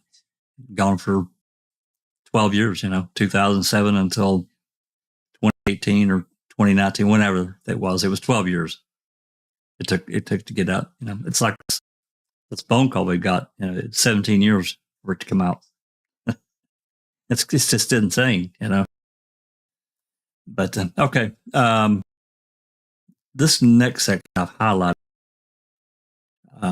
This is the pro se motion, and I've actually read this one a couple of times. I don't know how many people out there have, but it is an interesting motion, and it's got, it's got a lot of mistakes. It's got a lot of problems. It doesn't flow well, but this was written by Avery. I'm sure he had some help, but this was written by Avery. And one of the things that's in this pro se motion of him being surveilled, and I've talked about it before, I bitched about it, and I probably will continue to do so because, the Judge Suckowitz ordered an investigation, and they had people that did that, and this guy that did it, he met a lot of resistance in trying to find out anything at all from Queso. Basically, they just basically stonewalled him, and they even went so far as to call prior bailiffs that worked in the jail just not answer questions under whatever guise that fell into. But he got nowhere, and he came back and reported to the judge. Didn't find anything. Of course, he gets his $3,000, $4,000, $5,000 out of it, however much he charged, and he got paid and walked away. Well, then we come around here, 2018 or 2019, whatever it was. Democrats posted that video that shows a camera in the privacy room. So he was being surveilled, and we have other evidence as well from Conrad Bates, the defense investigator, that he was told that everything they're being recorded. So anyway, he was right, but again, justice was ignored and failed. Due process just fell on another stonewall. So Stephen lost on his pro se motion. It's just this one just really bothers me. It really bothers me. You think about a lawyer and his client, and I don't care who they are. It doesn't have to be Avery and Strang and Buting. It could be anyone. And they could be in there with their pastor or their priest or whatever, and they're being observed. They're being surveilled. It's just wrong, guys. There's just got all kinds of wrong. We're guaranteed under our Constitution the right of privacy when especially when you're meeting with your lawyer. That's attorney-client stuff. It's a big problem. It's a huge. To me, this is a huge one, and it was just completely ignored. Completely. And then, of course, we moved into the 2019 post-conviction stuff, and everything that it's terrible that she had to drop her other 97406 motion, but hey, she's doing what she has to do. So, all right, is there anything else? Any other comments that we need to get to before we move forward? Looks like there's been some pretty decent conversation going on in the chat. Can I just mention very quickly? This has tremendous parallels to what happened to Nick Hillary. Incredible parallels. Oh yeah. Right? And I'm telling you right now, we'll talk about it later, maybe in another episode. It's amazing what happened during the trial, how a lot of very important evidence was missed out and not given to the defense team, and the judge throughout the trial threw it right out, right? Remember Raines and her other co-DA? Yeah. They withheld exculpatory evidence, and the judge threw the case out, right? Yep. And the parallels here, guys, is remarkable to what happened in the Nick Hillary trial. Remarkable. Yeah, she actually got in trouble over that. Thank God they threw the book at her. Just as a reminder, Nick Hillary was a defendant, the accused, a murderer of a boy, Garrett Phillips. Garrett Phillips. In New York. He was like a 13-year-old boy who got killed in his own home, and they accused Nick Hillary, who was his mother's ex-boyfriend. So who was an African American. Who was an African American, exactly, and who stood out in that community. Correct. Yeah, see, we've got license plate in the live chat. How you doing, Jamie? Thanks for coming, man. Okay. Let's see where we're at.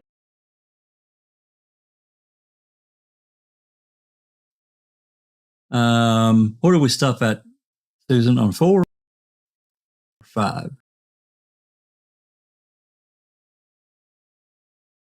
No, we just read 10. Number 10. Oh, page 5, yeah. We just read 8, I'm sorry. Number 8. Okay. You want to start on 9? What you read these? Sure. Go ahead. Read them again. Pardon? Go ahead. Number 9. On December 14, 2011, the Wisconsin Supreme Court denied Mr. Avery's petition for review. Number 10. On February 14, 2013, Mr. Avery filed his first and only pro se collateral post-conviction motion pursuant to Wisconsin Statute 97406. The motion was denied by the Honorable Judge Angela Sakavich on November 23, 2015. I think that's how you actually pronounce her name. Oh. On October 11, 2019, current post-conviction counsel appealed the circuit court's denial of Mr. Avery's second post-conviction motion and all of its supplements. He filed motions to stay and remand concerning 2 additional claims. At the appellate court's direction, Mr. Avery raised his claims in his motions to the circuit court as supplemental post-conviction motions. The circuit court denied his motions to supplement. On April 12, 2021, Mr. Avery filed a motion to stay and remand, and the appellate court denied it. Number 4. The appellate court's July 28, 2021 decision. On July 28, 2021, the appellate court issued a per curiam opinion upholding the circuit court's summary denial of Mr. Avery's claims raised in his 97406 post-conviction motion and 2 supplemental motions holding, quote, Avery's 97406 motions are insufficient on their face to entitle him to a hearing.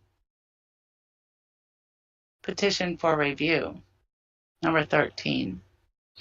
On November 17, 2021, the Wisconsin Supreme Court once again denied Mr. Avery's petition for review. The appellate court reserved Mr. Avery's ability to file a successive 97406 motion on certain claims. Number 14. On April 12, 2021, during the pendency of Mr. Avery's appeal, Mr. Avery filed a motion with the appellate court to stay his appeal and remand for evaluation of a new claim. The appellate court acknowledges this claim, stating the following. On November 9, 2020, we notified the parties that this case had been submitted to the court for decision on briefs. On April 12, 2021, Avery filed another motion with this court to stay his appeal and remand for evaluation of a new claim. This claim concerns an alleged Brady violation, the factual basis for which Mr. Avery obtained on April 11, 2021. Specifically, the claim is based on the affidavit of Thomas Sowinski, a Manitowoc motor route driver who attests that, days after Ms. Halbach's death, while on his paper route in the early morning hours, he spotted a shirtless Bobby Dassey and an unidentified older man pushing Ms. Halbach's vehicle down Avery Road toward the junkyard. Mr. Sowinski further attested that after he delivered the paper, Bobby Dassey attempted to block his exit, causing him to swerve and drive into a shallow ditch. Mr. Sowinski claimed to have called the Manitowoc Sheriff's Office later that day to report what he had seen, but was told they, quote, already know who did it, end quote. He also claims to have attempted to contact Avery's trial attorneys after season 1 of Making a Murderer, but never heard back from them. Number 15. Further, in its July 28, 2021 opinion, the appellate court advised, when Avery filed this motion, we had already twice stayed his appeal. each time because he asserted that the new claims related to those previously litigated and that it would be most expeditious to resolve them as part of the instant appeal. By the time Avery filed this new motion, however, we had already evaluated the legal and factual basis for claims already raised. We therefore were and are in the position to conclude that this newly raised Brady claim bears little or no relation to those claims already before us. This is, instead, a distinct issue that the Circuit Court should resolve on a standalone basis through a new Wisconsin Statute 97406 motion. Avery's latest motion arrived while our decision on his appeal was forthcoming. It would be an inefficient use of court resources to now and once again delay this appeal's resolution. We appreciate that Avery likely wishes us to consider this new Brady claim in the context of claims previously raised, but we must weigh that implicit consideration against those discussed above. Simply put, Avery's appeal cannot continue indefinitely. Accordingly, this decision operates as an order denying Avery's April 12, 2021 motion to stay and remand. If Avery wishes to raise this claim, he must file a new 97406 motion with the Circuit Court. Go ahead and read 16. Okay. The appellate court reserved Mr. Avery's ability to file a successive 97406 motion on the claim in his most recent filing concerning the new witness who came forth on April 11, 2021. Specifically, the appellate court instructed the following. As discussed below, we are not addressing Avery's most recent filing to this court, which seeks to directly connect Dassey to Halbach's murder. If Avery wishes to raise that claim, he will need to bring a new 97406 motion. That motion would need to survive both Escalona Naranjo scrutiny and be found to have merit, in which case the evidence presented might supply the missing direct connection. In that event, the VLCD evidence might become relevant to showing Dassey's motive and might bear on whether Dassey is or should have been a viable Denny suspect. We express no opinion on the merit of any such 97406 motion, as all such issues would be for the Circuit Court to decide in the first instance. All right, let's pause right here. So they've told her what she needs to do. That's the route she's taken, as we've been discussing. So, go ahead. Exactly what she's done. Yep. Go ahead.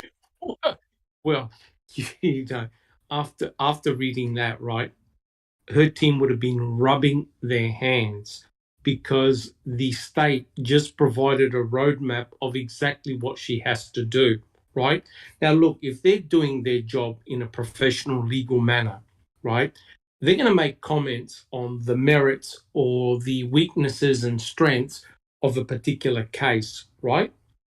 Right here, they laid down the roadmap of what Kathleen Zellner had to do in regards to the VLCD and the mere fact that it had to stand scrutiny of the Escalando, whatever it was, trial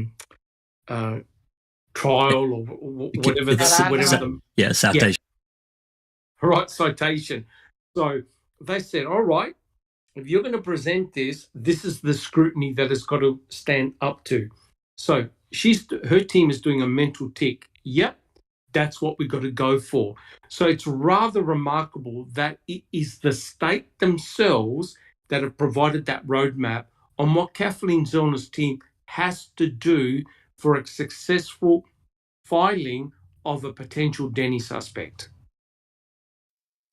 Yeah, they did. They gave her, and that's exactly what she's done.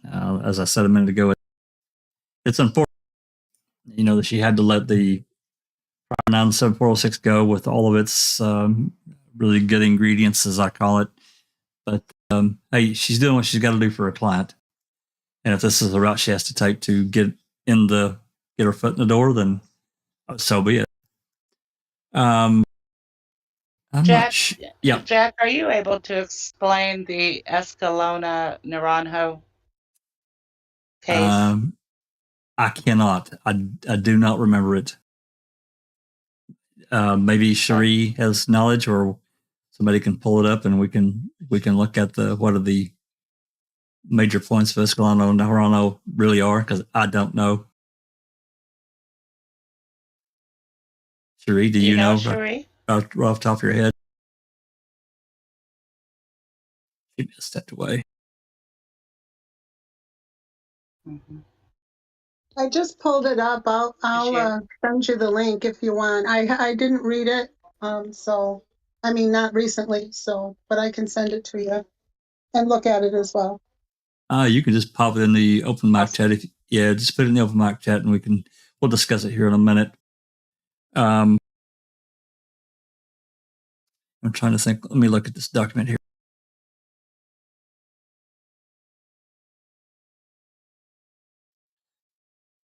Yeah, and it's interesting that they also added the evidence presented might supply the missing direct connection, talking about the Bailey CD as far as motive, and she's connected that dot too, and that's what as Doc talked about earlier, these death porn and these other searches that were done on the computer that could be directly linked to when Bobby was home by himself. And again, we understand that there's a bunch of gals and a bunch of teenagers in the house, but the computer was in Bobby's room for the most part, as we understand it. There's affidavits supplying that. There's actually video that Calumet County shot while they were in the search of the Dassey house, and the computer was in Bobby's room.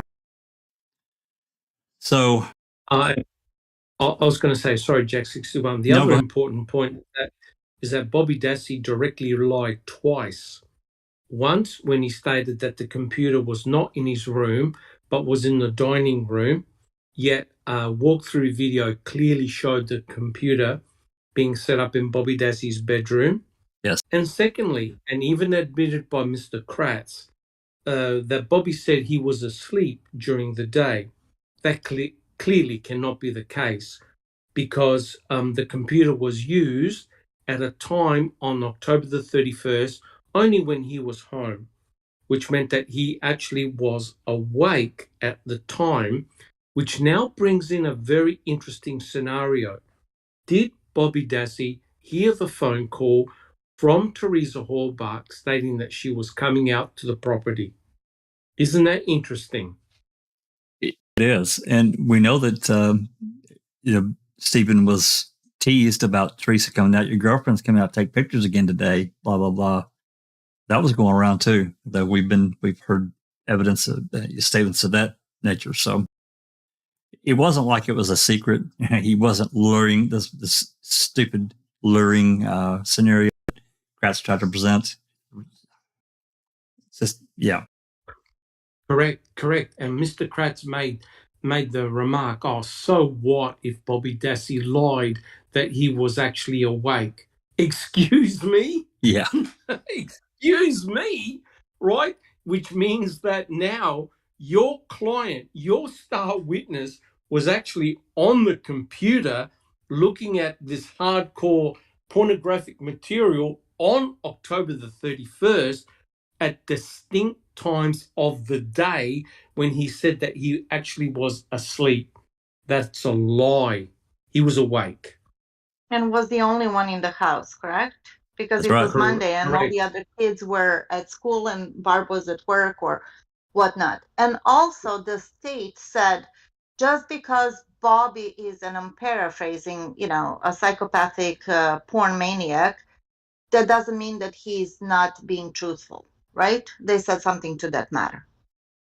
So when there's a will, there's a way how to justify and interpret somebody's statements.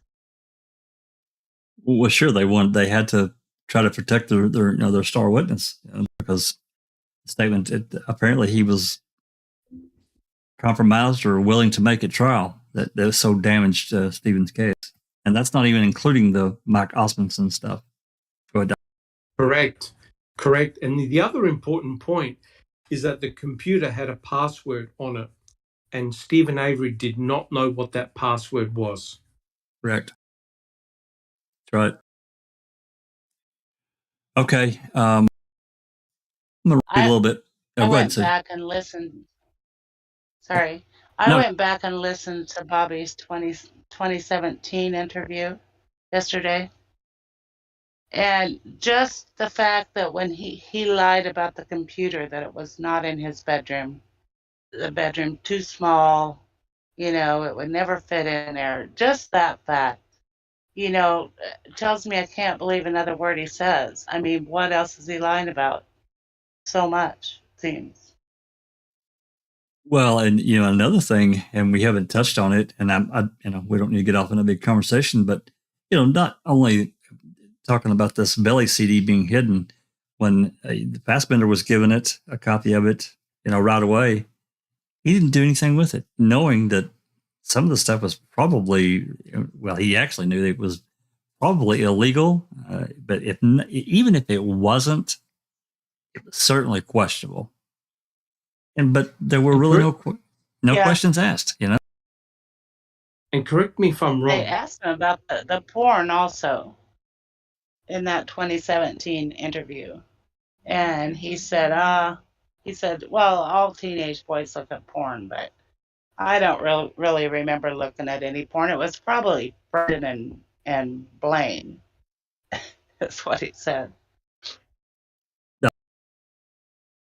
I was going to say, correct me if I'm wrong, but wasn't Tom Fassbender on some type of panel involving criminal activity with teenagers looking at pornographic material on the web? Yes. Wasn't he on some task? Some task force or something? Yes, he was. Yeah.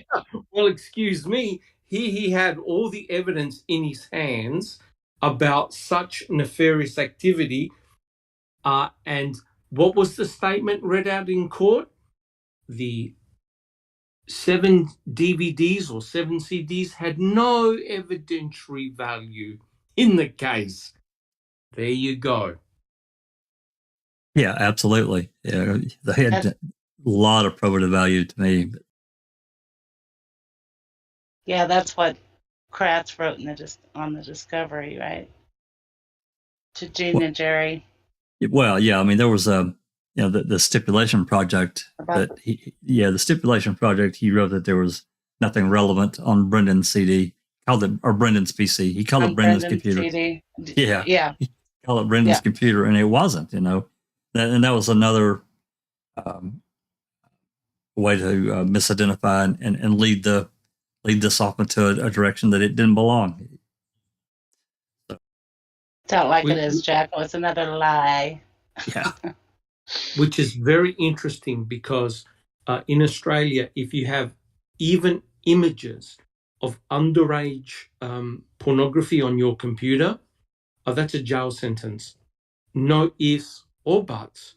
And we've had lawyers, judges, police commissioners, all being placed in prison for the possession of such material.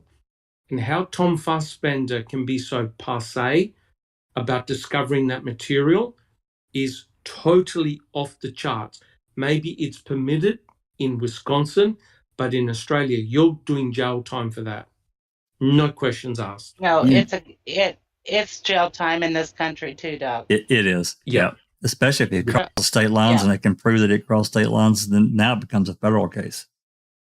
Yep. Yeah. But it's jail time. Yeah, absolutely. All right. Susan, if you want to continue on, number 17, we'll take a little bit more of this in. Sure. Let's see. Regarding certain claims Mr. Avery raised in his motion to reconsider the Circuit Court's October 3rd, 2017 order denying his second post-conviction motion and its 2 supplements, the appellate court found that neither we nor the Circuit Court have squarely considered whether these claims are procedurally barred under Escalona Naranjo, or whether Avery pled sufficient materials entitling him to a hearing. Such consideration would have to come on a separately filed 97406 motion, and we express no opinion as to whether such claims would be barred in the event such a motion is filed. So that sounds like Escalona Naranjo is about a procedural bar. Very well could be. Which they don't fall under, right?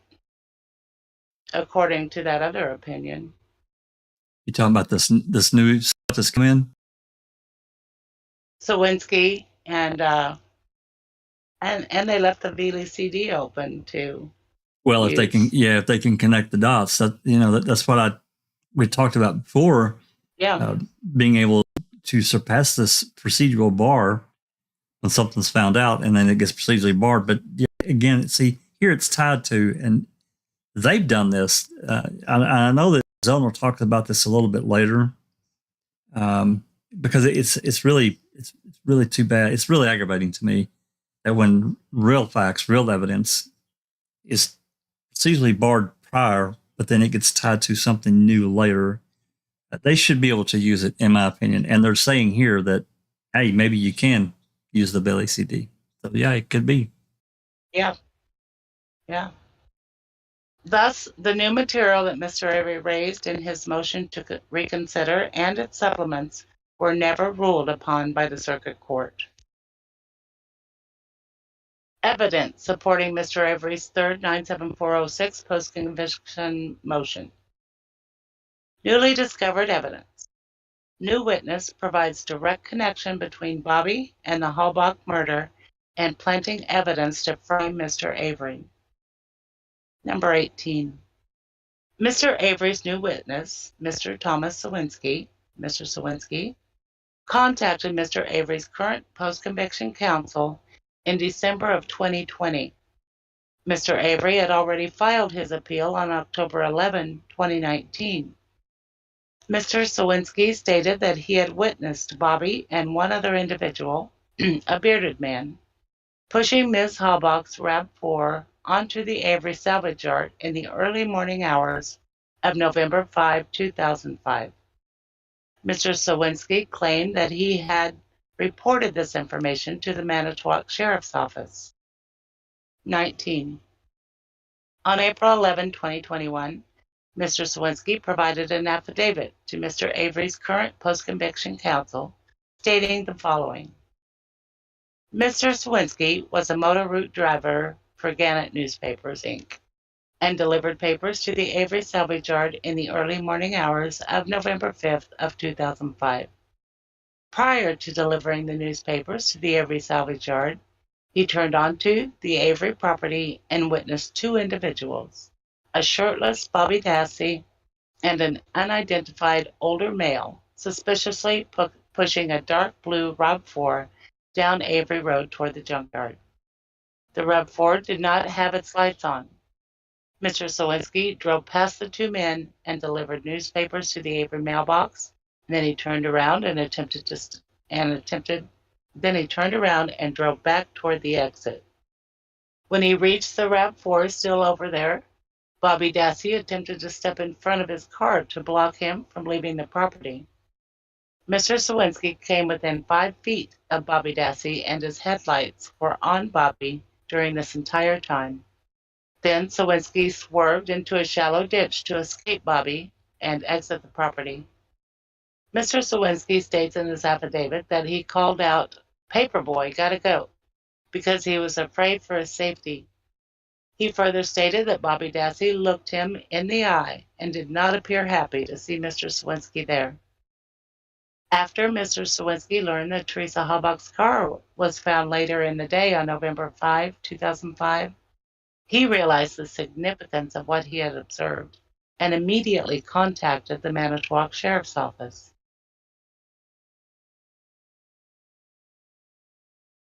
The following day, April 12, 2021, Mr. Avery filed a motion for remand and stay of appeal to the appellate court containing Mr. Sowinski's original affidavit. Number 20. The Sowinski evidence provided by Mr. Sowinski to Mr. Avery's current post-conviction counsel is newly discovered evidence, which provides the missing direct connection between Bobby and Ms. Halbach's murder, making him a Denny suspect. Number 21. The discovery of new evidence may constitute a sufficient reason for a second or subsequent post-conviction proceeding under 97406. To prevail, however, the movement must carry the burden of proving that the evidence at issue is newly discovered. In most cases, to obtain relief based on a newly discovered evidence, a convicted person must establish by clear and convincing evidence that, number 1, the evidence was discovered after conviction. Number 2, the defendant was not negligent in seeking evidence. And number 3, the evidence is material to an issue in the case. And number 4, the evidence is not merely cumulative. State v. Edmonds. If the person satisfies those 4 requirements, then the circuit court must determine whether a reasonable probability exists that a different result would be reached in a new trial. Number 1, number 22. Mr. Avery did not have the Sowinski evidence before Mr. Sowinski came forward to Mr. Avery's current post-conviction counsel in April of 2021. Mr. Sowinski attempted to contact the Innocence Project and not Mr. Avery's trial defense counsel via email in 2016 regarding the evidence he had to no avail and had not previously provided it to Mr. Avery's counsel. Rather, the Sowinski evidence was reported to the Manitowoc Sheriff's Office by Mr. Sowinski, but the evidence was suppressed from Mr. Avery by the prosecution. Number 2, Mr. Avery was not negligent in seeking the evidence. 23. Neither Mr. Avery nor his counsel were on notice that Mr. Sowinski had any knowledge about Bobby's actions on November 5, 2005.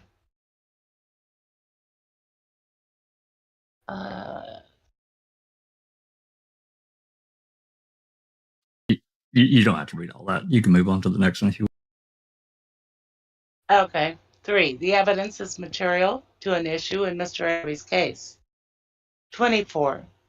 The Sowinski evidence is material to several issues in Mr. Avery's case. Most importantly, it is material for establishing Mr. Avery's defense.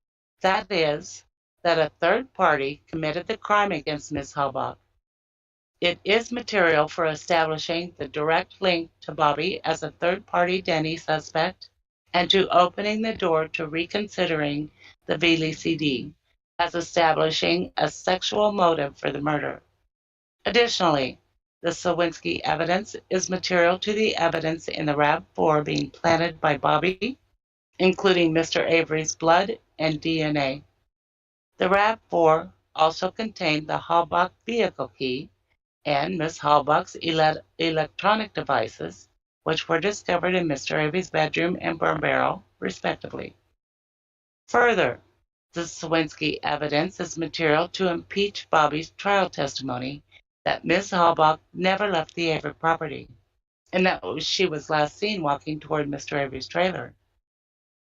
Number 25. Bobby was the state's primary witness against Mr. Avery. During his opening statement, Prosecutor Kratz explicitly informed the jury of the significance of Bobby's putative observations on the date of Ms. Halbach's disappearance.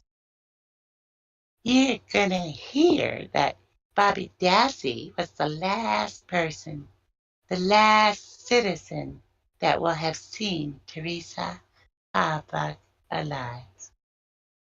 Bobby's testimony was that most determinative of Mr. Avery's guilt because the state used it to establish that Ms. Halbach never left the Avery property alive. Bobby was one of only 2 witnesses whose testimony the jury requested to review during deliberations. Let's pause here at 26. Number 26. Yeah, let's pause here at 26. You covered quite a bit of ground. Doc, do you have an opinion here? Well, the opinion is this, right? And I know that Kelly is in chat. Hi, Kelly, and has been very vocal in regards to Tom Sowinski, and rightly so. There's no question that the state is going to go after Tom Sowinski with both barrels, you know?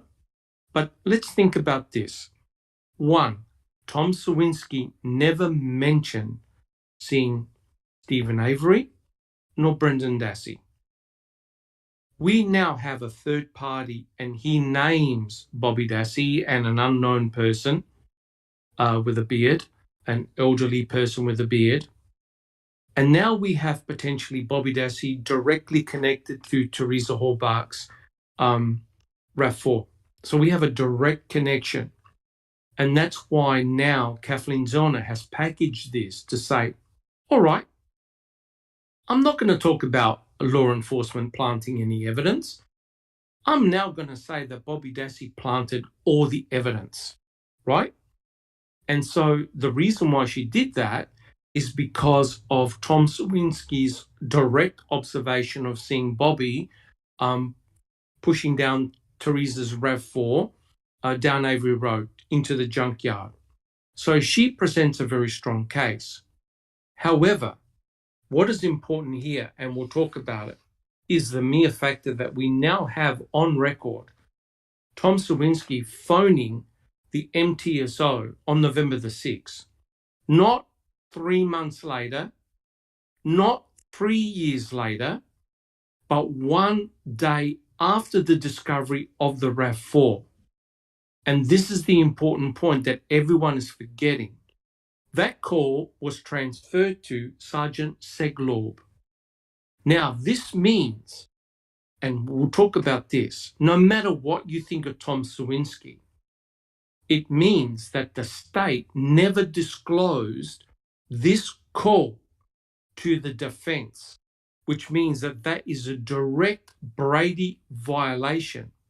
Now, before you all jump up and down, let me tell you right this now. Nick Hillary's trial was thrown out of court for exactly the same reason. The state forgot to disclose a direct observation by a third person who saw someone walk into the apartment where the young boy, Garrett, was murdered. They didn't disclose that to the defense. The judge threw out the trial. We have a direct Brady violation. Now, think about this. What did Tom Sowinski say to Sergeant Seglob? That's the key critical thing. And guys, do we have a report from Seglob? Does anyone know whether we've got a report? We do not. He did not write a report. No, we do not. And yet we have a call in which Tom Sowinski directly called the MTSO about the Halbach case. He was specific. Now, what did he disclose to Seglob? That's the key crucial thing. Now, a judge is going to look at this and say, shit, this is a direct Brady violation. Why wasn't this disclosed to the defense?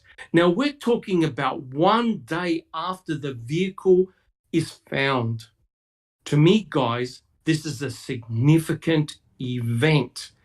And Kathleen Zellner has now proven that Tom Sowinski did indeed call in. Right now, if he's talking about Teresa Halbach, it has to do with something significant. This was not disclosed. This was not turned over to the defense. This is the classic definition of a Brady violation. This makes the whole case much more powerful. No matter what you think of Tom Sowinski never mentioned seeing Brendan Dassey nor Stephen Avery, right? So Kathleen Zellner has pounced on this and said, okay, I'm going to present to you the perfect Denny. I'm going to present to you Brady violations in one package. You can't ignore it now. It's powerful. Thank you. Thanks, Doc. Never. Totally agree with Dr. Silkman. Thank you so very much for eloquently explaining all of this. Great job, as always. 2 points that I have to make, in addition to what you just said. At one point, I think that Sowinski kind of modified his statement, and he said it was Bobby and another man who was not Brendan. So that's a confirmation that it's not Brad. Could be Brendan. No, it cannot, because he said it wasn't Brendan. And another thing that I wanted to say is kind of playing a devil's advocate. The state can say, well, we didn't have it. We didn't know we had it. How can we disclose something that we didn't know we have, right? Or had? Well, too bad for you, because we, should I say, KZ and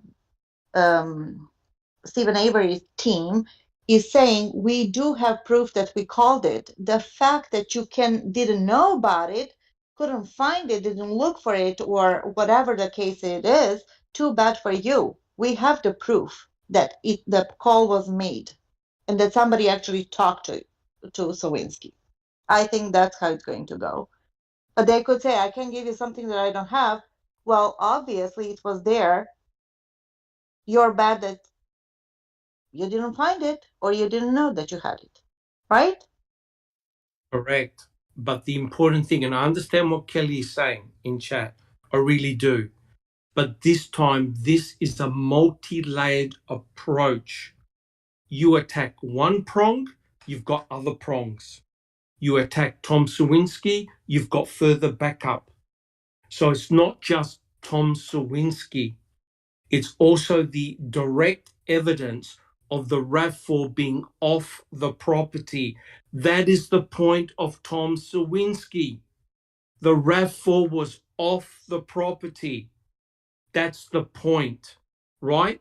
The state said that the RAV4 and Teresa Halbach never left the property.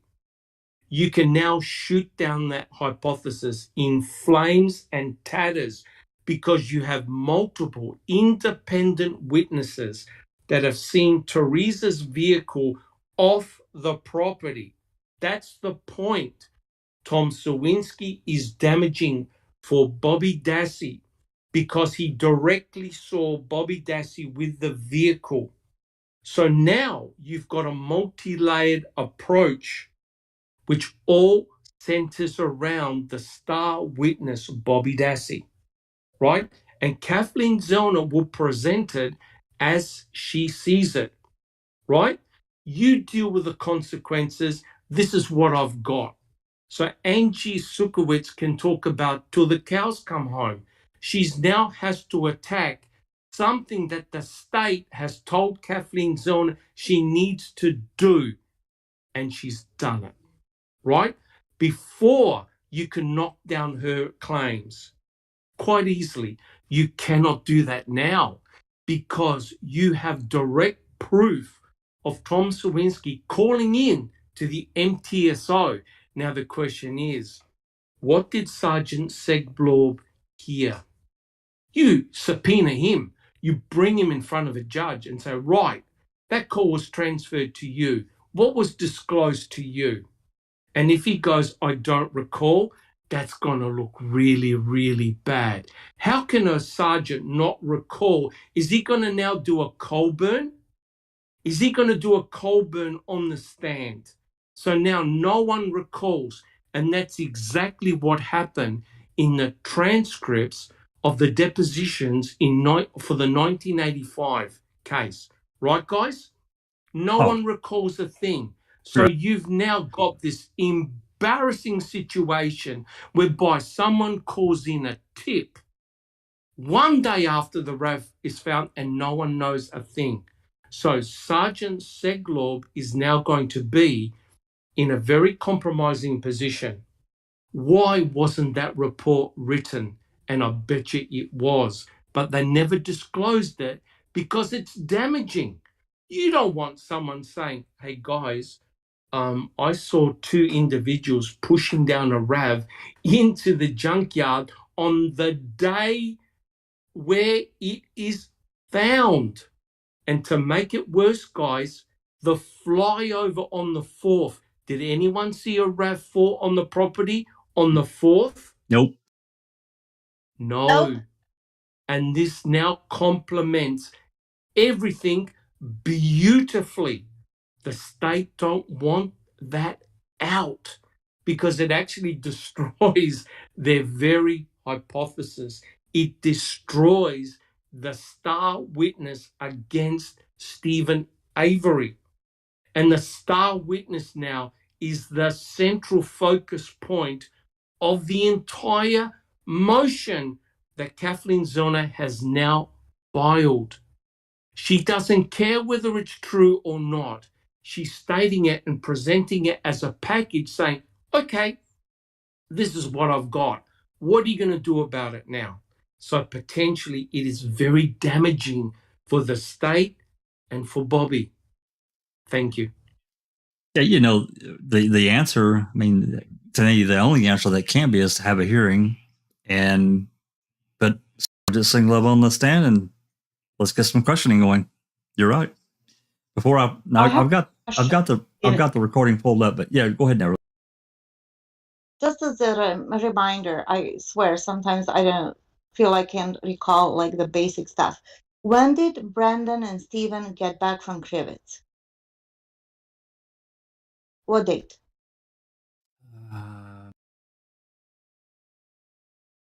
See what I mean? Like simple stuff like that. It escapes my mind.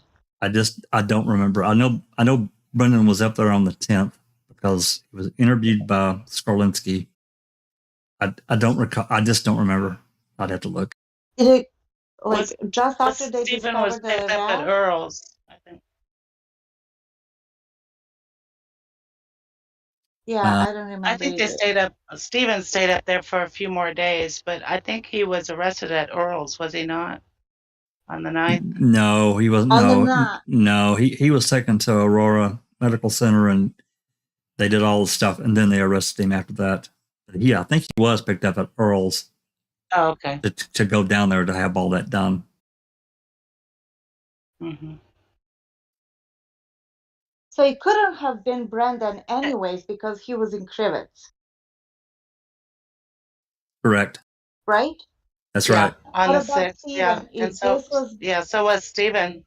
Yeah. so was Stephen, exactly. So it couldn't have been those two. And who didn't go? And Bobby was not. And Yeah. who Bobby stayed? did not go. That's right. That is correct. That is correct. Bobby and Earl. And it wasn't Earl's weekend, so he was watching the salvage yard. That's right. Correct. Alice, you had a question? And Sowinski states, sorry.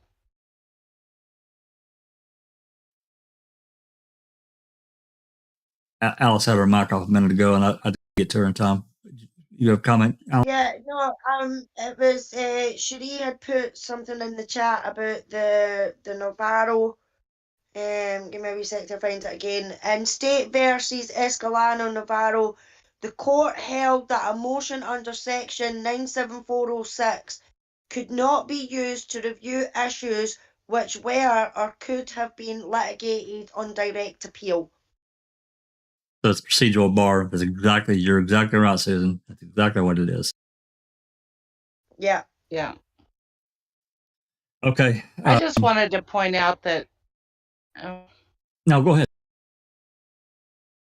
Okay, I just want to point out in one of Sowinski's emails that he sent, I think it was the one to the Innocence Project, but he says that Sanglob did not even take his name or phone number. Like he just said, we've got what we need and thank you very much.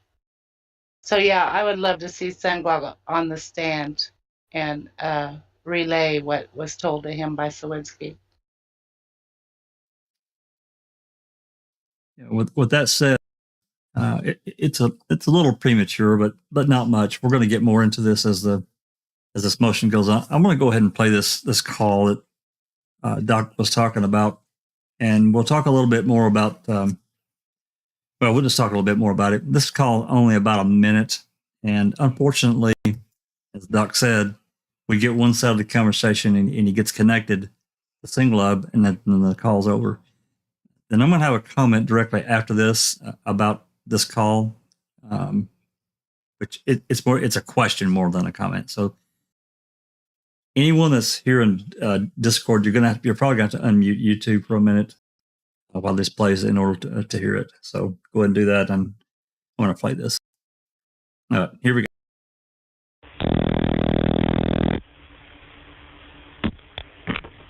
Manitowoc County Sheriff's Department, this is Carla. Can I help you? Carla, I don't know if it's good information, bad information. Who do I talk to about this, the girl that's missing from Hilbert? I can have you speak with my shift commander. Can you hold on a moment? Thank you. Sure.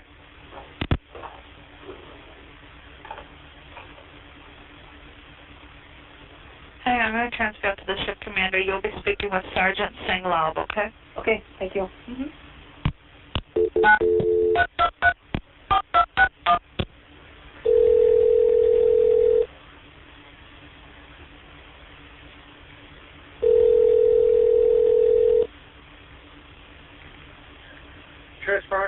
Scott, when I hang up, it's a man on the phone who thinks he has some maybe more leads, and he wanted to speak with somebody on the case. All right, guys.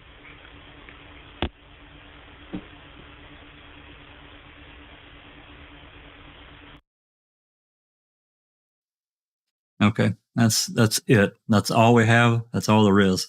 Everybody looks down at now. It's going to be. I've got this magnified down pretty small on the screen. You can't really see this, but you can see this file is named 1106-2005 at 2228, and that's the file name. And it's fortunately this is one of those that we got from MTSO that actually has the time and the date. So that's number one. The comment that I want to make is this. And you can listen, anyone that's listened to any amount of the calls into MTSO and even the queso dispatch calls. How come this call wasn't transferred to Calumet County? It was their case. So why didn't this carrier, who this dispatcher is, say, look, Calumet's handling this case.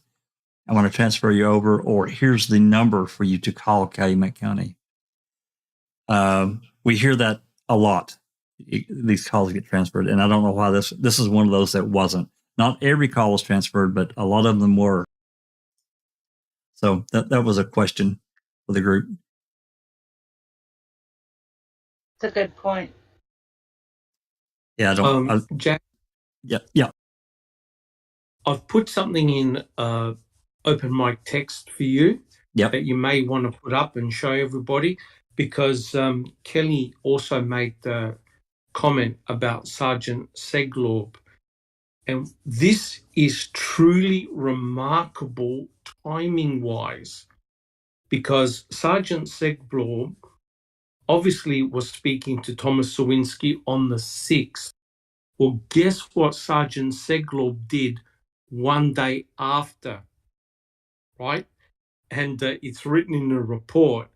Sergeant Seglob was part of Search Team A that was at Cuss Road with Bushman, and also where the burn barrel was found, Stephen Avery's burn barrel with the burnt electronics. One day after hearing Tom Sowinski. Isn't that remarkable? Interesting. Yeah, this is an MTSO report. Yeah, it's on the screen, by the way. Thank you. So you've got this weird situation whereby Tom Sowinski rings in a tip. One day after, he's with Bushman and others around Cuss Road and around Stephen Avery's burn barrel, which is remarkable that it's the same sergeant, right? So everything seems to be connected and focused on the salvage yard, right? And obviously, if Tom Sowinski said, hey, look, I saw these two guys pushing a RAV4 from outside into the property, which means that their focus was obviously around the salvage yard, and search team A, including Bushman, were guess where? At Cuss Road Cuss on the Road. 7th. That's right. On the 7th, right? And then everything is found on the 8th. Remarkable, isn't it? Yep. And we know straight from Fallon's mouth that they found bones at the clandestine burn site. We know that. 100% correct. 100% correct. I mean, to me, it doesn't take rocket scientists to say they found them and they moved them. That's an opinion. It's speculatory, I guess, but that's the way I see it. They found them and they moved them. Oh, this is interesting. I'd forgot all about this report. I read the summary report from Manitowoc nearly as much as the case report. This is a great find. You won't find Seglov's name mentioned anywhere else, as far as I'm aware. I tried to check the DCI reports, nothing. And I don't believe the tips that came in from Tom Sowinski is mentioned anywhere else. So it's a clear Brady violation right there. Yeah, I don't want to get too far off into talking about the actual phone calls, the CDs and DVDs that Rookie and others have pursued for so long with Manitowoc, but he knew that there were 35 CDs, and for the longest time, there was just no getting them. And then suddenly, sometime after the first of the year, there was success when a certain records custodian retired. So the question, Jack 61, is this: how did this call get released and no one else found it prior? Was it a mistake? Was it a mistake? Just like Sunshine Christina got that report of the search warrant talking about the bones at Cuss Road. Was it just a complete fluke? Was someone not paying attention? Because that's huge. That's huge. It is. And, I don't know, Doc. It's, it's kind of like the story, you guys talked about this big FOIA that I wrote back in March, and Manitowoc County turned over. It doesn't say specifically how many the radio traffic, in what form or whatever in the ledgers, or how many CDs or DVDs. It just says Manitowoc County radio dispatch or something of that nature. And so when I did this FOIA, I thought, what the hell? I'll just go ahead and grab them to make sure we all got the same thing, Supposed to be 30 today. They sent me back, before I paid for them, and it said 32 CDs. But when I got them, it was 33. I'm thinking to myself, okay, they're supposed to be 35. So I sent back a reply to Wiegert, said, hey, can you look at these other two CDs or DVDs, and because they're supposed to be 35. He writes back, within a very short amount of time, probably the next day, nope, that's all there is. So either Manitowoc did not share these other two DVDs with Calumet, or Calumet's not sharing with me. I don't know which it is. But regardless, these two DVDs were, there's one marked Halbach Discovery Telco, which is telephone calls, and Halbach Discovery radio dispatch. There's two of them, and they're both labeled Halbach Discovery. So, this is, it's really bad. It's really bad. It's so difficult in some of these instances because, there's no real audit trail. Like I said, the ledgers don't say how many disc that Calumet has. It just lists them listed in there, which to me, again, that creates another problem, you know. Anyway, I don't want to get off into all that because I'll get aggravated. It'll be break your iPad time. But can I just make a point, because Jeff Jones just made a really important point, and that is, did Mr. Kratz know of that call and potentially pressure Bobby Dassey about it? Right? I don't know. So because did they have leverage? Did they have leverage against Bobby back then? You know, that's a good question, and I don't know, because if there was an internal report written and phone calls made, because again, you correctly pointed out, this was the 6th. Calumet had the lead. Kratz had already been, appointed the special prosecutor. So I don't know. You know, we can only assume, but it's just fucking crazy to me. It's just, but this connection, it's gonna come up a little bit more later. This call, it gives Sowinski's affidavit so much more oomph. We bitched and griped for the longest time. We needed a phone bill. We need something. And boom, here we go. And she's got it. And then we're going to have more come into this here shortly with Sowinski's ex-girlfriend. She comes forward. So Correct. And the MTSO and Calumet cannot use the excuse that they didn't discuss tips. That's bullshit, because we have phone calls in which several officers say, oh, well, somebody saw her photographing a cow and somebody saw her doing this and somebody saw her doing that. So they definitely discuss tips, which begs the question, what happened to the tip that Tom Sowinski called in? And how come Sergeant Seglob, are there any phone calls involving him mentioning about what Tom Sowinski disclosed to him? I haven't heard any. Have you? Absolutely not. Nothing. It went nowhere. Correct. So in terms of, is this a Brady violation?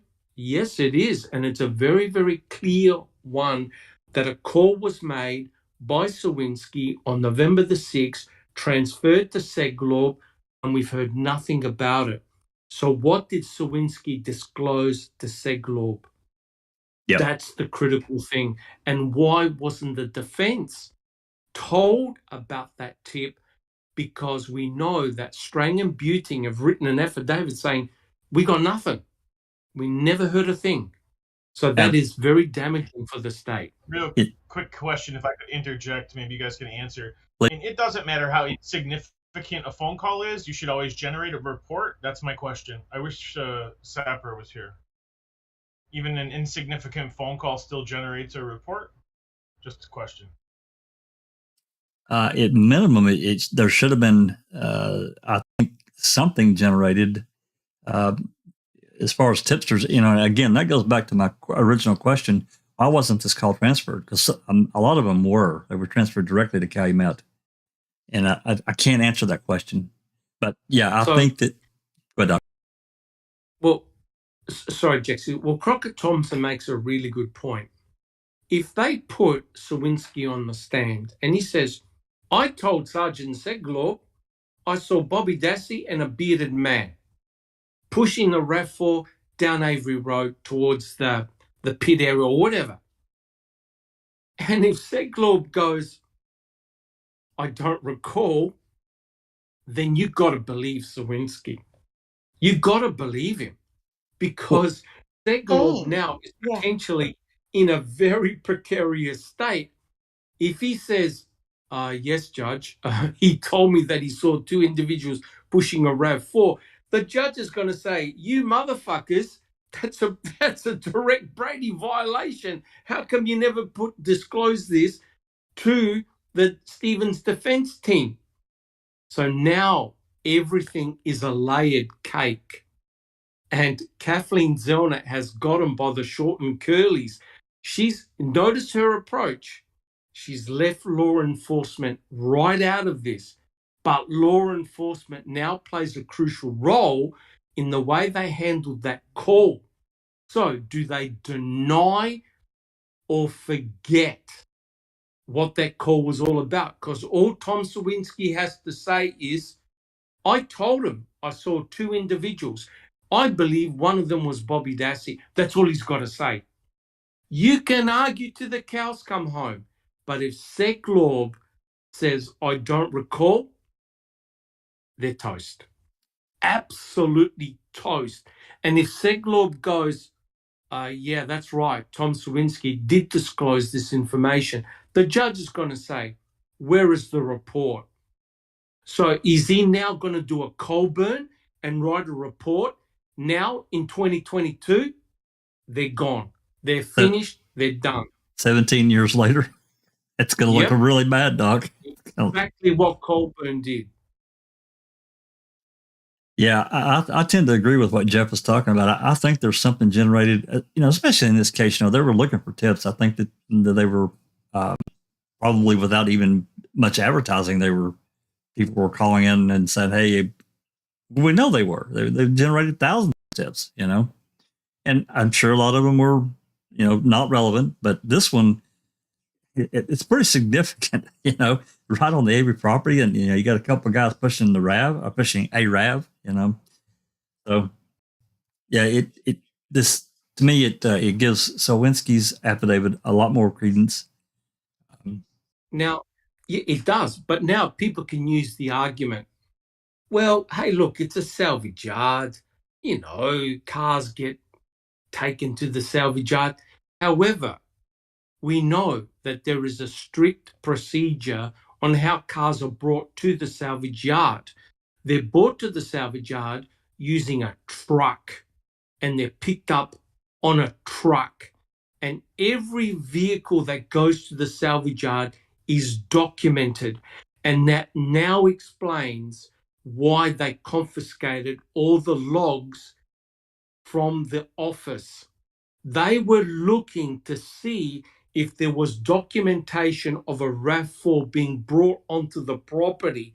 Now that begs the question, Jesus, did Seglob tell them that what Sowinski told him? Because they confiscated all the books.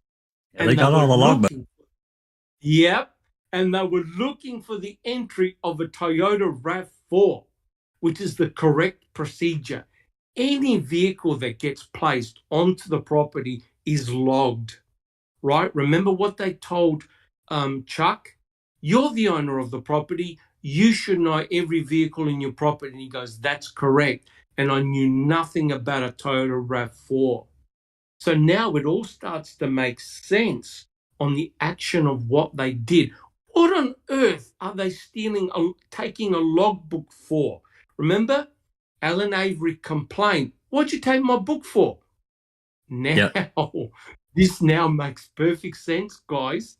Well, because the Seglob must have told them about the RAV4 going onto the property. They called a lot of. You never know. They called a lot of customers, Doc. When they were doing their canvas, and that started early on.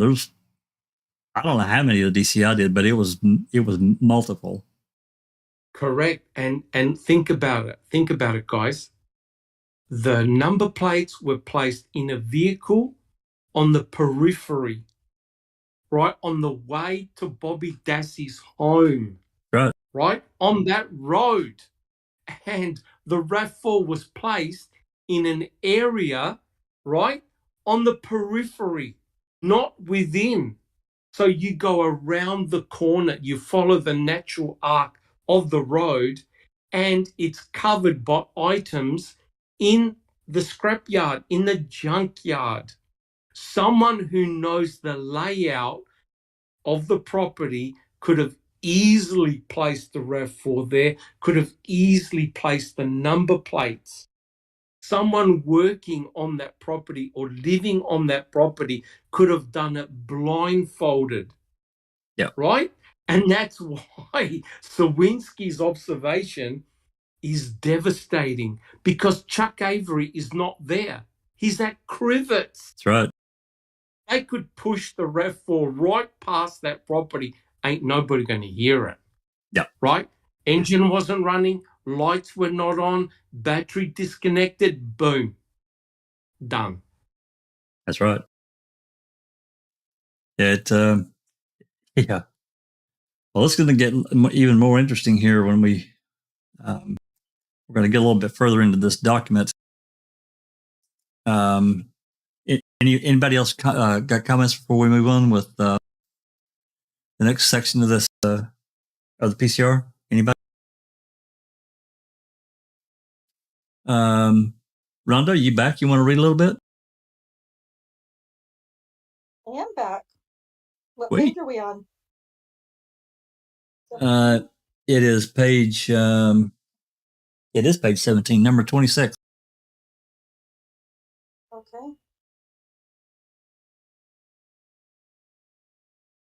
26. It's not. Oh, 17. Yeah. Sorry.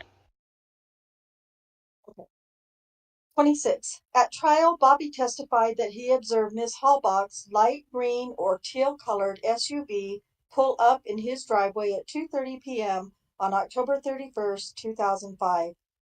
Bobby then observed Miss Halbach exit her vehicle and start taking pictures of his mom's maroon van right in front of his trailer. Bobby testified that he then observed Miss Halbach walking towards the door of Mr. Avery's trailer. 27.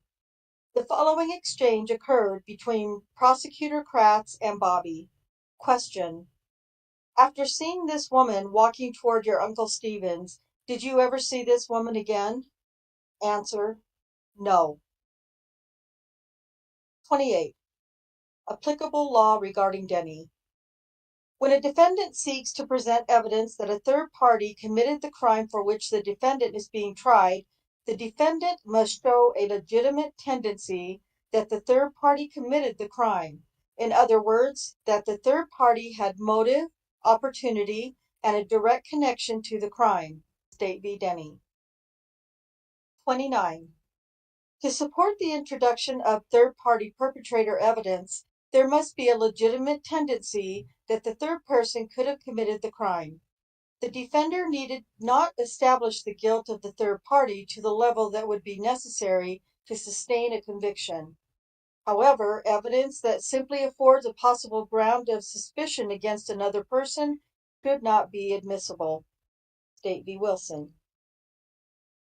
30. The legitimate tendency test asks whether the proffered evidence is so remote in time, place, or circumstances that a direct connection cannot be made between the third person and the crime. The Denny The Denny requirements are now satisfied. A. Bobby's motive to commit the murder of Teresa Halbach. 31. Under the motive prong, the court must question whether the alleged third-party perpetrator had a plausible reason to commit the crime. 32. A defendant's motive to commit a homicide is widely considered to be relevant. The admissibility of evidence of a third party's motive to commit the crime charged against the defendant is similar to what it would be if that third party were on trial himself. 33.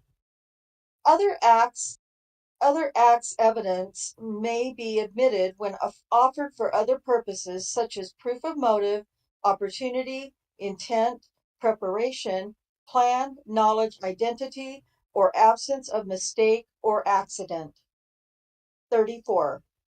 Law enforcement considered pornography as evidence of motive in Miss Halbach's murder. The clear working theory of the investigators was that the murder of Miss Halbach was motivated by a sexual assault.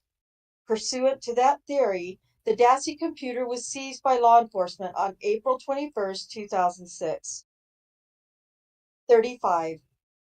Evidence of Bobby's motive to commit Miss Halbach's murder is contained on the hard drive of the Dassey computer, namely the material contained on the Avery CD. The appellate court acknowledged this evidence could be relevant for establishing the motive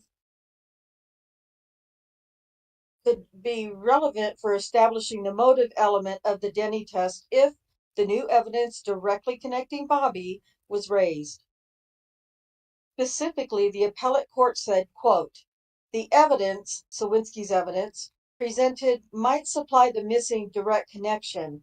In that event, the VACD evidence might become relevant to showing Dassey's motive and might bear on whether Dassey is or should have been a viable Denny suspect.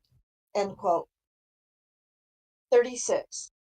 Detective Veely's forensic examination of the Dassey computer searched for specific words the user had searched. Detective Veely selected the specific words and conducted a search for those words.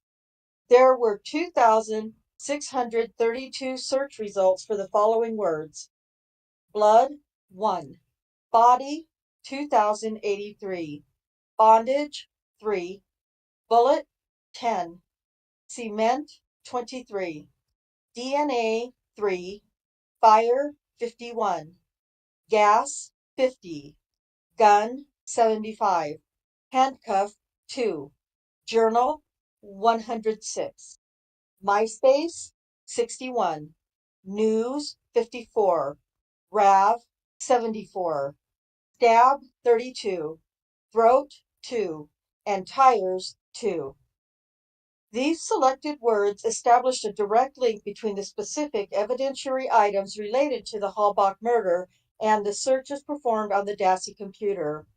The Veely CD contains the state's recovered pornography images relevant and material to the Halbach murder. The Veely CD refined the 14,099 images on the 7 CDs that trial defense counsel received in discovery and recovered 1,625 violent pornographic images which had been deleted. The recovered porn depicted violent images of the torture and mutilation of young females. 37. Brad Dassey, Brad, Barb's stepson and the half-brother to Brian, Bobby, Blaine, and Brendan, avers that he had a conversation with Barb in which she indicated that she had hired someone to remove evidence from the Dassey computer. The authorities interviewed Brad after he reported this information, but he was not called as a witness by either side to testify at Mr. Avery's or Brendan's trials. This is corroborated by the law enforcement report, which states on June 6, 2006, Special Agent Fassbender and Investigator Wiegert interviewed Brad, who provided this information about the Dassey computer deletions. 38. The new forensic examination of the Dassey computer corroborates the affidavit of Mr. Brad Hunt. In his computer examination, detected 8 periods in 2005, close to the date of the murder, for which files are missing and presumably deleted from the Dassey computer. August 23rd through 26th, August 28th through September 11th, September 14th through the 15th, September 24th through October 22nd, October 23rd and 24th, October 26th through November 2nd, November 4th through 13th, and November 15th through December 3rd. 39. In reviewing images contained on the Veely disk, Special Agent Thomas Fassbender made the following observations. 1. Photographs of both Teresa Halbach and Stephen Avery with an apparent date of April 18, 2006. 2. There were numerous images of nudity, both male and female, to include pornography. The pornography included both heterosexual, homosexual, and bestiality. There were images depicting bondage as well as possible torture and pain. There were also text images with the name Emily. There were images depicting potential young females, to include an infant defecating. There were images of injuries to humans, to include a decapitated head, a badly injured and bloodied body, a bloody head injury, and a mutilated body. And 3. The disc received from Detective Veely, as well as the hard copy pages of instant message conversations, were maintained in Special Agent Fassbender's possession. 40. There is sufficient evidence that it was only Bobby who had access to the Dassey computer during the day on weekdays between 7 a.m. to 3:30 p.m.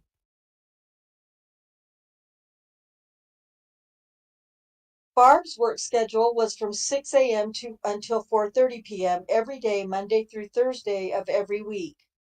Brendan and Blaine would get picked up by the school bus at Avery Road between 7:08 a.m. and 7:13 a.m. and dropped off at the same place between 3:30 p.m. and 4 p.m. Therefore, Bob, Barb, Blaine, and Brendan, the three other individuals living at the Dassey residence, are excluded from even having access to the Dassey computer at the times most of the violent searches occurred. 41. Moreover, 128 searches for the most violent porn images primarily occurred on weekdays when only Bobby was in the Dassey residence. It is undisputed that Mr. Avery never accessed the Dassey computer. He did not have the password for the Dassey computer, nor did he possess a key to the Dassey residence, which was locked when no one was at home. The only time Mr. Avery ever entered the Dassey residence was when one of the Dassey family members was home. Mr. Avery worked at the Avery salvage yard during the weekdays from 8 a.m. to 5 p.m.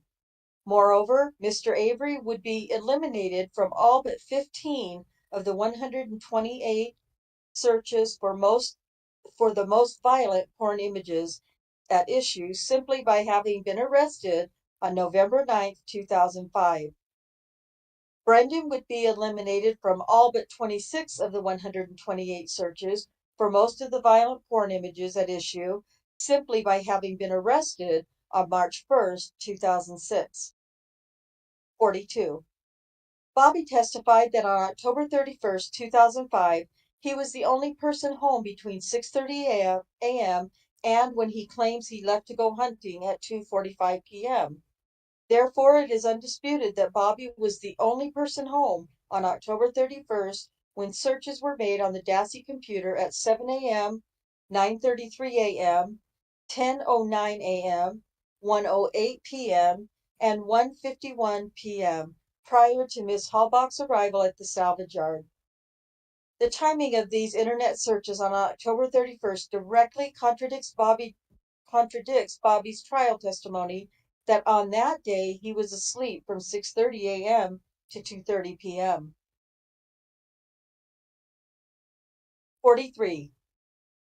On November 17, 2017, in an interview of Bobby by state investigators, Bobby claimed that the Dassey computer was located on a desk in the living room at the time. When Bobby was asked if the Dassey computer was ever located in his bedroom, he stated, "It was not." Bobby's statement is directly contradicted by the crime scene footage taken by Sergeant Tyson on November 12, 2005, which shows the Dassey computer was located in Bobby's bedroom. Bobby's statements are further contradicted by his brother Blaine, who stated in his affidavit to current post-conviction counsel on June 25, 2018, that the Dassey computer was located in Bobby's room and Bobby was the primary user of it. All right, let's pause here at 44. I'm going to go back up just a little ways. Get some big.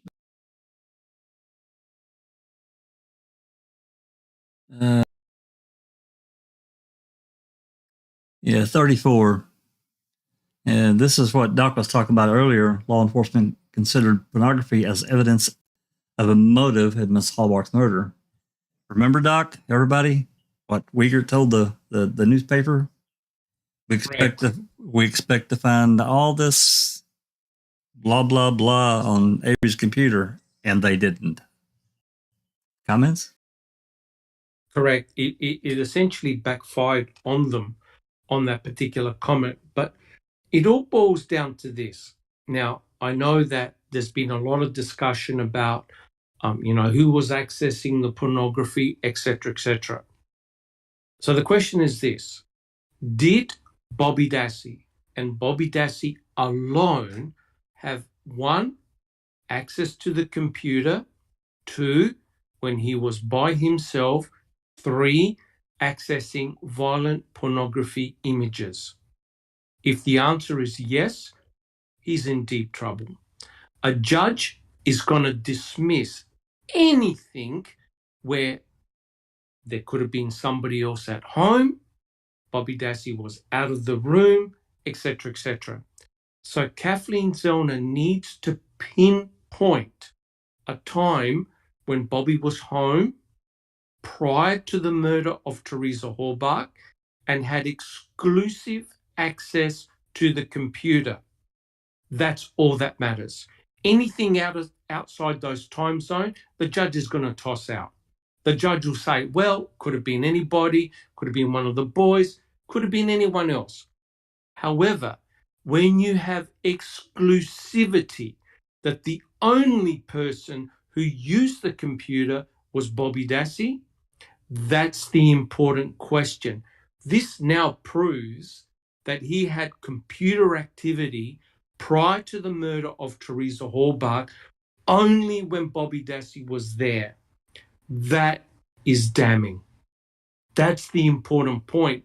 Not, well, there could have been overlap with somebody else. The judge will toss it straight out. If you can pattern match when Bobby was home by himself, the looking up of violent pornographic images when Bobby was home, that is damning, and that's exactly what Kathleen Zellner is presenting in her report. And guess what, guys? There's plenty of professional evidence that suggests excessive viewing of violent pornography can lead to terrible nefarious activity like murder. Boom. You got it right there. That's what Zellner will present to the judge. Yep, and that's really what she wrapped a bow around this. She's done exactly what they told her, that she had, that the only way she could do this, bring it back into court under new 97406 and bring in this other stuff, and she's done it. Okay, any other comments before we move forward? We read a pretty good swath there, but this is all inclusive, talking about the VLCD, the Bobby computer, and what was found on it, the number of searches. That's the thing about the VLCD. It was basically popping in the computer, and it had everything let out in PDF format, easy to read, all the search stuff was done for them. They called it work product. Well, I guess maybe it is, but that was new stuff that was generated, and it should have been shared with the defense. But yeah, they knew the danger. I'm sure they did. Okay, let's scan through here just right quick. See if there's any more points anyone wants to talk about. That's 36. And we read, this is all the search term, or some of the search terms. And then Brad, he talking about, Barb had the computer, some things deleted. I think that the original conversation, she wanted to have it formatted, but that didn't, that's not what happened. But there were a number of things that were removed during some dates, and that's in number 38 there. Actually, a couple of those cover quite a few days. And then 39, this is another interesting one. The number 1 here listed photographs of both Teresa and Stephen with an apparent date of April 18th, 2006 were found. That's really strange because they seized it on the 21st, just 3 days later.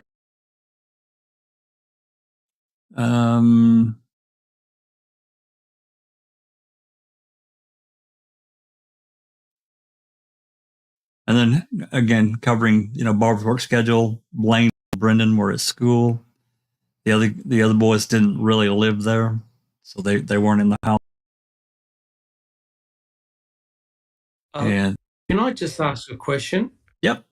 When did Teresa Halbach phone the Dassey residence? The time? When she left the message? 11 something, or Yep. Now, does that coincide when Bobby Dassey was not on the computer? Or would it have mattered? Because back then, if you have a landline and you got that type of internet, you can't be on the phone at the same time. So if she had called the Dassey residence and Bobby was on the computer, it would have diverted to voicemail, right? So the question is, did Bobby Dassey hear the phone call? Did Bobby Dassey actually listen to the message? So when he was on the computer, does it coincide when Teresa Horbach phoned the residence? Because he admitted that he never heard the call. I don't remember offhand exactly, Doctor, but I think it was earlier in the morning when he was making these searches. Yeah. So does that actually coincide when he was on the computer? It says searches were made at 7 a.m., 9:33 a.m., 10:09 a.m., and 1:08 p.m. and 1:51 p.m. And I think she called around 11 or 11:30. I can't remember now. That's a good question. Back smack bang in between two events when he was on the computer. But we don't know how long he was on the computer for. But the records would indicate, because you've got to log in, right? So it'd be very interesting whether he actually heard Teresa and whether he heard the message, right? But there's no doubt he's on the computer. And he said that he slept right through and he didn't hear anything. This now confirms that he lied in court. He perjured himself. Yep. And Ken Kratz just laughed it off. Remember? He just laughed it off. Yep. Your star witness is now lying. That's significant in my opinion. Absolutely.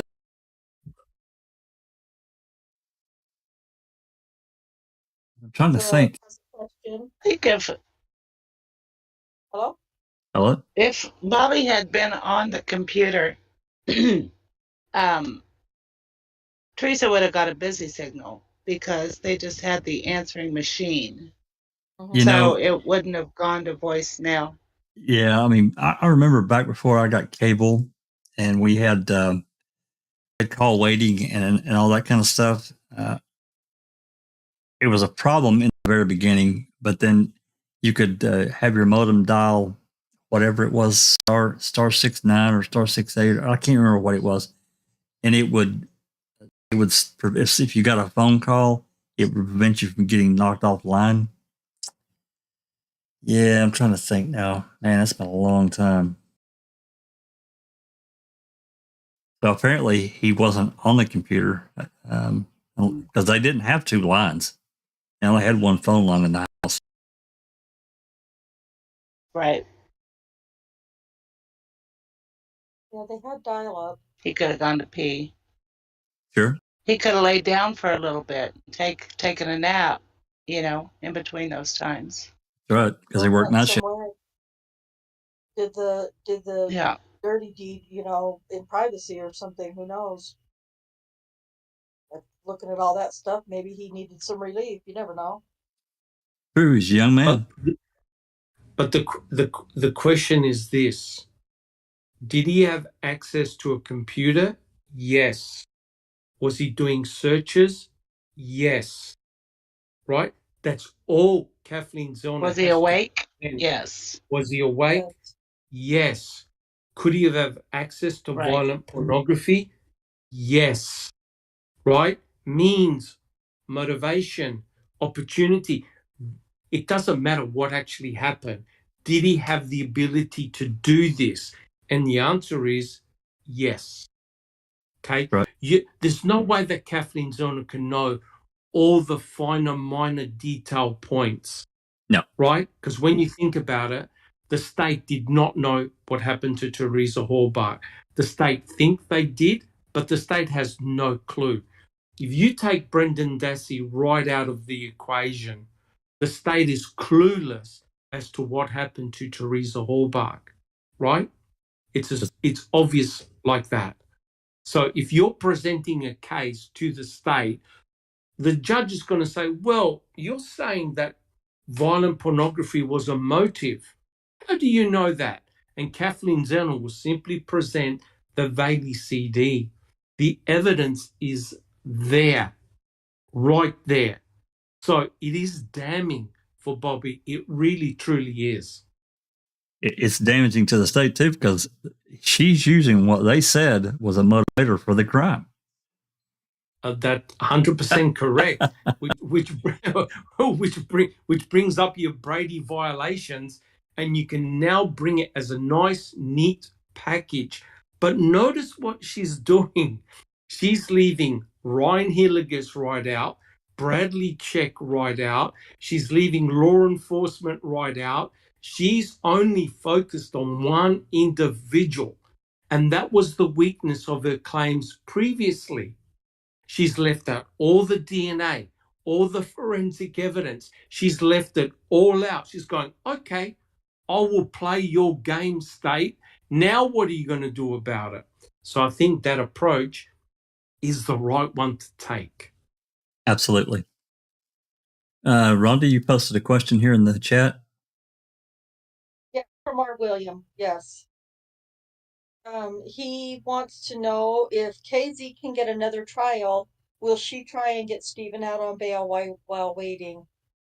I would imagine she'll ask. That's a lawyer question. Maybe Cherie can help us out with that. I don't. Maybe. That'll never happen. Come on. He would never get bail, but I would imagine that she would at least, ask for it. But we know they'll never let him. They'll never give him bail. So I'd just be going, excuse me, by what they did with Brendan. But like, Susan Rhonda said, it's never going to, they're not going to let him, but she can ask. Yeah, they put bail so high that even she couldn't afford it, right? Yeah. Yeah, that's a good question. Yeah. Okay. All right. Let's pick back up, and we're approaching 3 hours, so we'll do a little bit more. Like I said, guys, I don't care where we end up. I don't care how long we go, but I don't want to keep everybody here all night. We're roughly, we're probably getting close to about halfway through this document, and there's still a whole lot more to go. So, Rhonda, if you want to read a few more of these, start with number 44. Okay. Wisconsin Statute 90404-2A provides that evidence of other crimes and or wrongs and or acts when offered as proof of motive, opportunity, intent, preparation, plan, knowledge, identity, or absence of mistake or accident is admissible. 45. The depicted acts in the violent pornography Bobby was viewing are sufficiently similar to the violent murder of Ms. Halbach. 46. The evidence of Bobby's searches for violent pornographic images is not so remote in time as to be inadmissible, but rather so close in time to Ms. Halbach's murder that the searches are direct evidence of Bobby's motive to kill Ms. Halbach. 47. The 1,625 previously deleted but recovered images of violent pornography could have established motive for trial defense counsel's Denny motion. The court in Dressler v. McCarty held that the acts admitted pursuant to 90404-2A were the defendant's possession of the pornographic videotapes and pictures. Those images depicting intentional violence were admitted as evidence of the defendant's motive, intent, and plan to murder the victim. 48. The defendant in Dressler argued that the videotapes and pictures were irrelevant and constituted inadmissible propensity evidence. The Seventh Circuit disagreed, stating, quote, the fact that the defendant maintained a collection of videos and pictures depicting intentional violence is probative of the state's claim that he had an obsession with that subject. A person obsessed with violence is more likely to commit murder, and therefore the videos and photographs are relevant. 49. The Dressler court held that although evidence of the general character of a defendant is inadmissible to prove he acted in conformity therewith, the above exception from 904.042 was deemed to apply. 50. Dressler is persuasive authority that the same result should occur here. Miss Halbach was killed in a violent manner. Maintaining the violent porn images is probative to establish that Bobby had an obsession with violence and therefore was more likely to commit murder. The violent porn images are relevant to Bobby's motive and would have resulted in trial defense counsel being able to establish his motive for Miss Halbach's murder to meet the Denny standard. 51. As Mr. Avery's sexual homicide expert, Ann Burgess, Ph.D., Dr. Burgess, opines in her affidavit submitted previously to this court, there is a well-established causal connection between pornography consumption and violent behaviors. 52. In Mr. Avery's motion to reconsider this court's prior decision, former FBI agent and police procedure expert Greg McCrary, Mr. McCrary, submitted an affidavit wherein he described his opinion that the searches for violent, underage, and child pornography, combined with the images of and searches for dead bodies, reflects a comorbidity of sexual paraphilias. It is the opinion of Mr. McCrary that Bobby Dassey was becoming obsessively deviant in his viewing of violent pornography in the weeks before Miss Halbach's murder. B. Bobby's opportunity to commit the murder of Teresa Halbach. 53.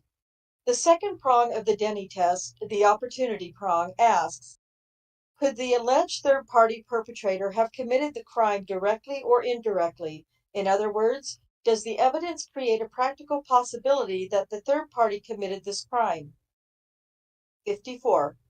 As a legal concept, opportunity appears in the Wisconsin statutes in the context of other acts evidence. 2. Other crimes, wrongs, or acts. Evidence of other crimes, wrongs, or acts is not admissible to prove the character of a person in order to show that that person acted in conformity therewith.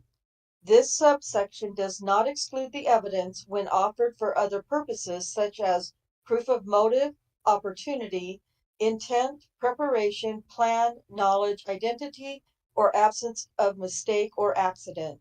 Emphasis added. 55. The case law, as well as 904.042, permits the introduction of other acts, evidence to show a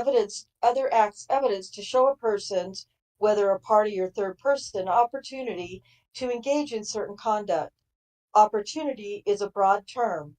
Proof of opportunity may be relevant to place the person at the scene of the offense, time and proximity, or to prove whether one had the requisite skills, capacity, or ability to carry out an act. It is incumbent on the proponent, however, to show the relevance of the opportunity evidence.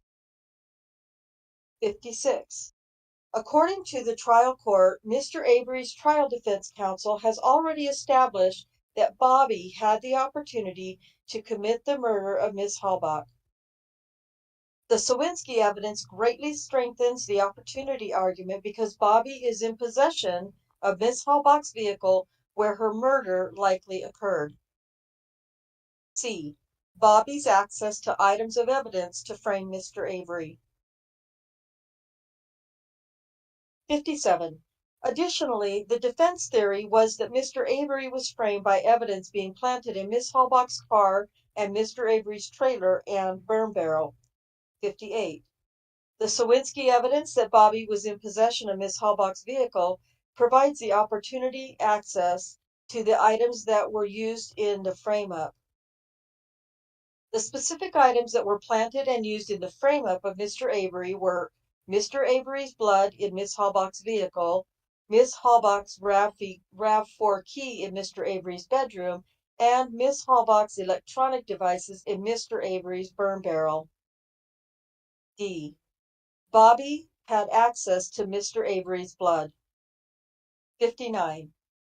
Mr. Avery told law enforcement in a recorded interview that his finger, which had been cut open prior to October 31st, 2005, rebled on November 3rd, 2005, and dripped blood in his bathroom sink and on the bathroom floor.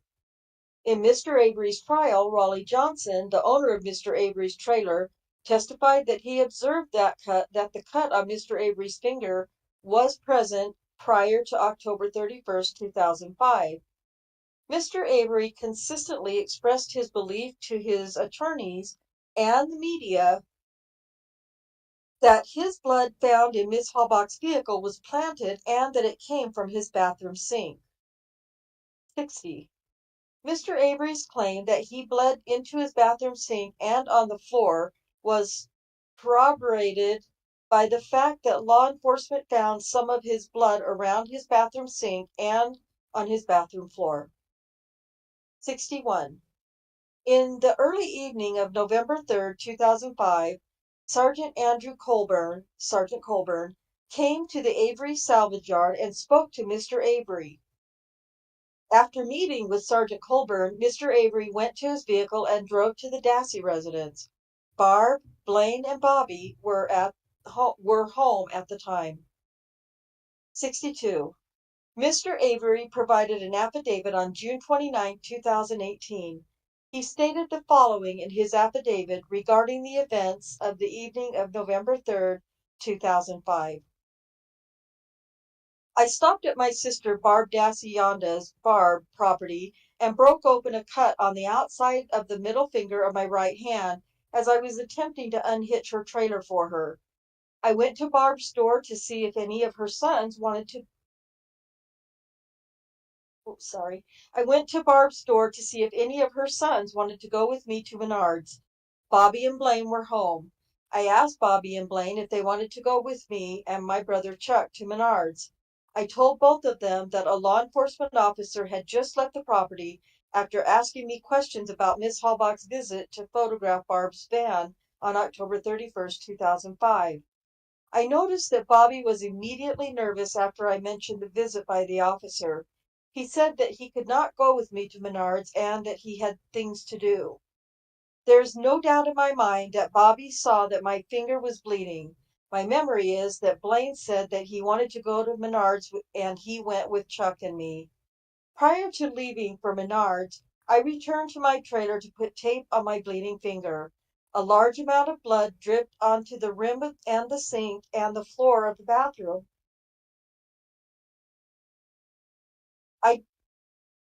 I did not wash away or wipe up because Chuck was waiting for me to go to Menards in Manitowoc with him. While we were leaving Avery property, driving a flatbed to Menards in Manitowoc, I saw taillights in front of my trailer. The taillights were further apart and higher off the ground than sedan taillights. I told my brother, who was driving, about the taillights. We turned around and drove to my trailer, but the vehicle was gone. On November 4th, I woke up at 6 a.m. and went into the bathroom to take a shower. I saw that most of the blood on my sink, which I had not cleaned up the previous night, was gone. It seemed to me that the blood had been cleaned up. After reviewing more case documents and thinking about what happened on November 3rd, 2005, I do not believe that law enforcement broke into my trailer and took blood. I do not believe that law enforcement broke into my trailer and took blood from my sink and planted it in Miss Halbach's vehicle. 63. According to Mr. Avery, he left his door unlocked when he went to Menards. However, the Dasseys also had a key to his residence. 64. Mr. Avery told law enforcement and trial defense counsel that as he was leaving his property around 7 p.m. on November 3rd, 2005, and exiting onto Highway 147, he observed taillights of a vehicle close to his trailer. Mr. Avery also told trial defense counsel that he noticed that his blood had been removed from his sink when he entered his bathroom early in the morning on November 4th, 2005. E. Bobby's direct link to the murder of Miss Halbach. 65. The third and final prong of the Denny test asks whether there is evidence that the alleged third-party perpetrator actually committed the crime directly or indirectly. 66. The Sowinski evidence demonstrates that Bobby could have committed the murder because he is in possession of Miss Halbach's vehicle where the murder likely occurred, as evidenced by Miss Halbach's blood in the vehicle. The vehicle is a key piece of evidence in the crime that we cannot get access to. Evidence of a third-party guilt admissible when an alternative suspect became connected to a key piece of evidence in the crime, the victim's purse where the canceled checks were found. 67. The new evidence that Miss Halbach's vehicle was returned to the Avery salvage yard from a different location is corroborated by the fact that a witness saw a vehicle similar to Halbach's leave the property on October 31st. In Mr. Avery's trial, Mr. Lurquin, a propane driver, testified that he saw a green mid-sized SUV leaving the Avery salvage yard driving towards Highway 47 between 3:30 and 4 p.m. on October 31st. He informed law enforcement about this when he was stopped at a roadblock a few days later and had heard about the news of Miss Halbach being missing. Further, it is corroborated that by Bobby's brother Blaine's account. On June 25, 2018, Bobby's brother Blaine provided Mr. Avery's current post-conviction counsel with an affidavit attesting on October 31, 2005, when the school bus driver brought Brendan and me home as we traveled west on State Highway 147, I saw Bobby on State Highway 147 in a bluish or greenish vehicle heading towards Mishicot. Bobby was not driving his black Blazer. Bobby was not home the rest of the evening while I was home. Affidavit of Blaine Dassey. Bobby's trial testimony contradicts Blaine's affidavit because Bobby testified that he was home at 5 p.m. 69. Bobby was with Michael Osmondson when Miss Halbach's vehicle was discovered on November 5, 2005. Current post-conviction counsel's investigator met with and interviewed Osmondson about whether he was the individual with Bobby pushing the RAV4 onto the Avery salvage yard. The interview was conducted because Osmondson fit the height, weight, and beard description provided by Mr. Sowinski of the individual helping Bobby push the car. When Osmondson was asked if he was the individual who helped Bobby push the vehicle on the Avery property on November 5, 2005, Osmondson responded that he, quote, could not remember, end quote, if he was the individual. There's Paul right there. Okay, Right. Yeah, that's enough, and it gives us a little time to, discuss the. Well, there's a lot there. I've discussed this before. Doc, you want to have a go at this? There's a lot here, and I'll go to any section you want. Yeah. Well, this is the crux of the matter. This is very important. In fact, extremely important to the planting of the blood in the RAV4. And I've discussed this with Kelly. I've discussed this on the panel with Jeff Jones and with many people. I don't care about really anything else here. What is essential is the planting of Stephen Avery's blood in the RAV4. Now, I'll tell you why. Now Kelly has demonstrated some really eloquent experiments using fresh blood. We know that the blood in the RAV4 does not contain EDTA. And the reason why we know that is because the DNA methylation studies prove that the blood is not from 1996.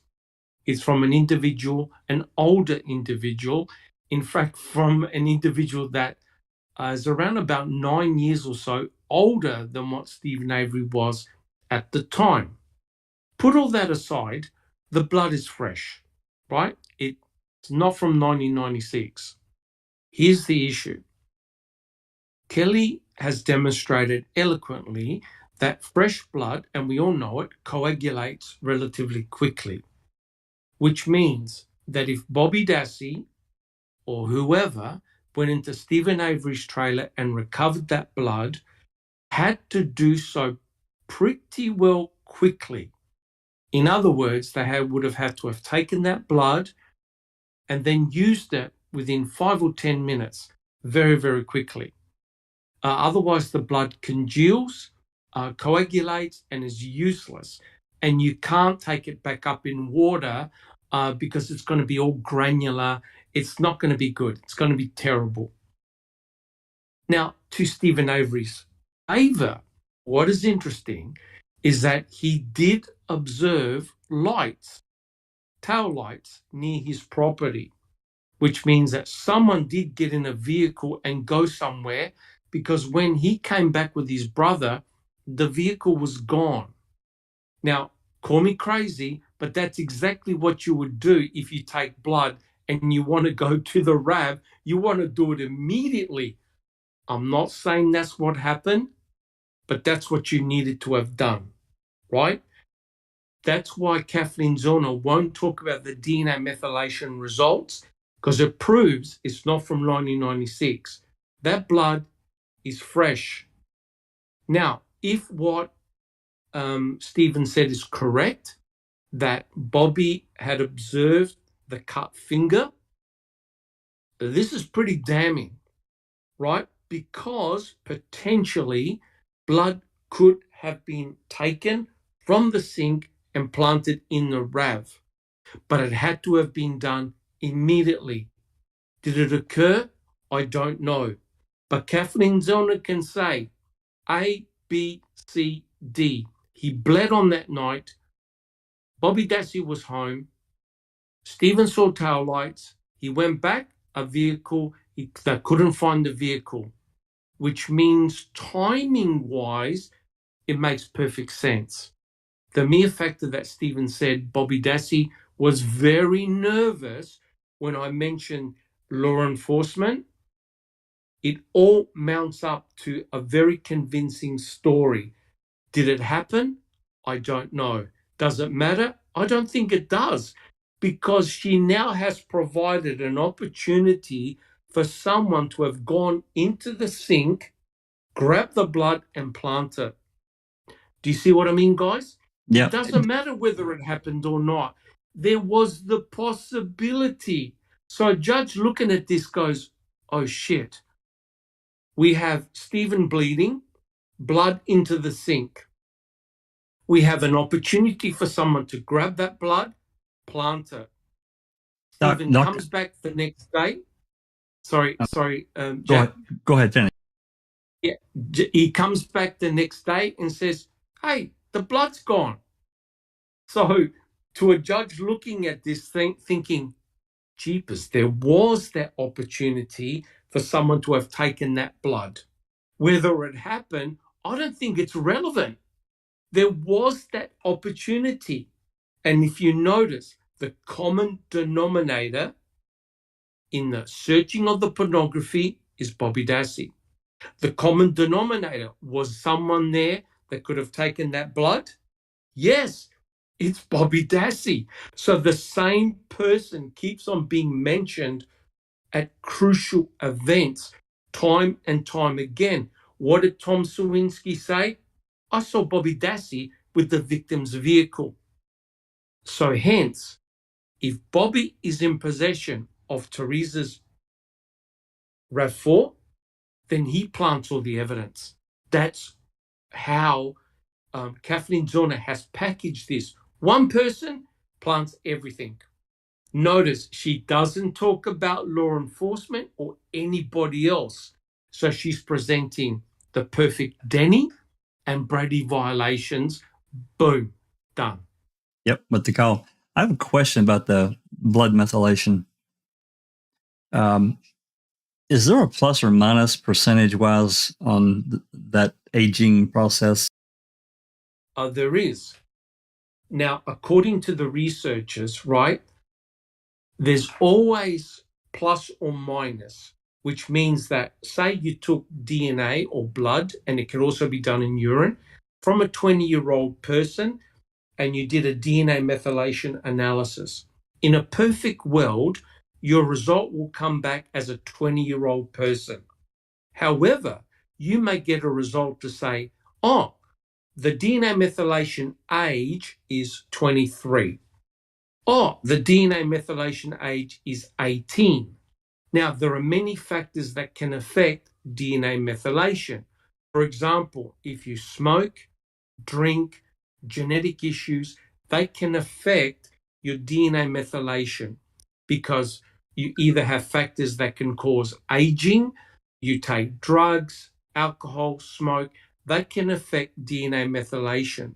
But what's intriguing here, guys, is that the DNA methylation result of item A9, which is the blood on the passenger seat, is 9.4 years older than Stephen.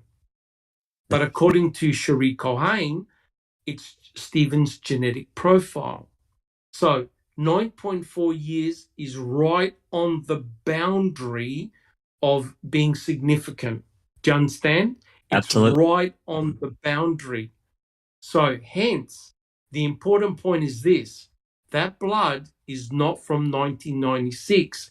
Kathleen Zellner can say, see, that blood is fresh. It backs up my hypothesis that someone took the blood from the sink and planted it. Did it happen? I don't know. But it doesn't matter, guys. We're missing the point. The point is this. There was an opportunity to plant that blood, and that blood is fresh. It doesn't contain EDTA, as proven by the DNA methylation analysis. It's not from 1996. So hence the blood is fresh. And Kelly showed beautifully, if you're going to use that blood, you've got to do it real quick. Yeah, you can't muck around. You can't muck around. You can't muck around. You can't muck around. What did Stephen observe? I saw some taillights near my property. And here's the kicker. Stephen said, hey, people do a shortcut from a cuss road to my property going through the cornfield, right? They come down the cornfield. Where are all the dog tracks? That's right. On the cornfield. Oh, wow. So now I know it could all be rubbish, but to someone presenting it to a judge saying, hey, look, this looks really promising. How do you account for all of this? A judge has got to consider and say, you're correct. The possibility did exist. Did it happen? I don't know. But it's not relevant.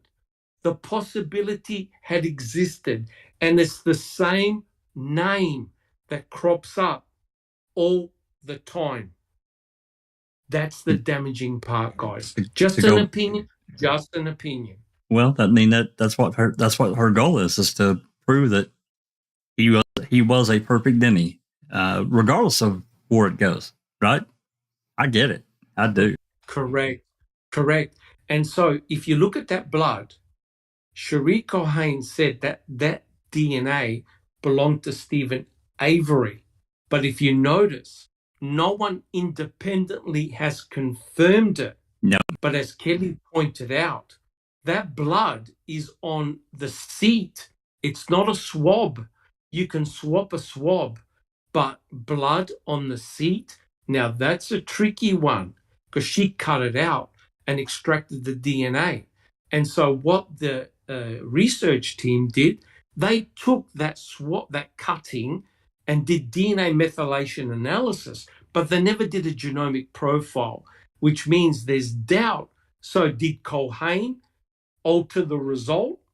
Or if that's Stephen's blood and it's fresh, oh my God, that backs up the planting scenario from the sink because it's fresh. So it's not a swab. You can't say, oh yeah, they used the blood from the Pontiac Grand Dam. No, it's in the fabric. That blood is coagulated. It's on fabric. Yep. So that now pushes the sink hypothesis as that, I agree, it could be completely outrageous, right? However, the possibility now exists that it could have happened. That's damning. Just an opinion. Yep, I agree. I mean, her goal, she's going after her goal. She's kept it tight. She's kept it wrapped around just really not that many things. And correct. And it's impressive. It really is impressive. It is. Neverly? Well, I wanted to chime in when I remember that Dr. Silkman did kind of fairly recently, maybe a couple of months ago, a beautiful video about methylation and Stephen's blood in the. Yes, if we could link that, please, one of the mods, that would be great. Because it was you feel like you're done a lecture. And I know that I didn't understand a thing in the beginning, but then I kept asking questions and he was kind enough to answer it, had time for that. And I'm like, all of a sudden, I'm like, oh my gosh, now I see how the whole thing works and why is it so important. And of course, not to give you my bias over it, I think Sherry Cocaine is guilty. But a surprise, right? Anyways, no, that's a joke. But yeah, look it up. It's a brilliant little short video, very simple. Nothing, it's not like a scientific-y, even though it is, but it's very easy to understand. That's what I'm trying to say. I simplified it, and you know what? Yes, very much so.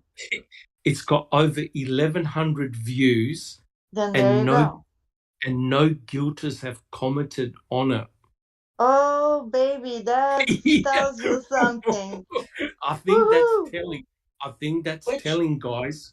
And which one is it? Kathleen, I'm sorry, which one is it, Doc? And I can grab. Oh, somebody already got the link. Okay. It's the DNA methylation one, which is such a crucial piece of evidence because now that backs in Kathleen Zellner's sink hypothesis that the blood was fresh, right?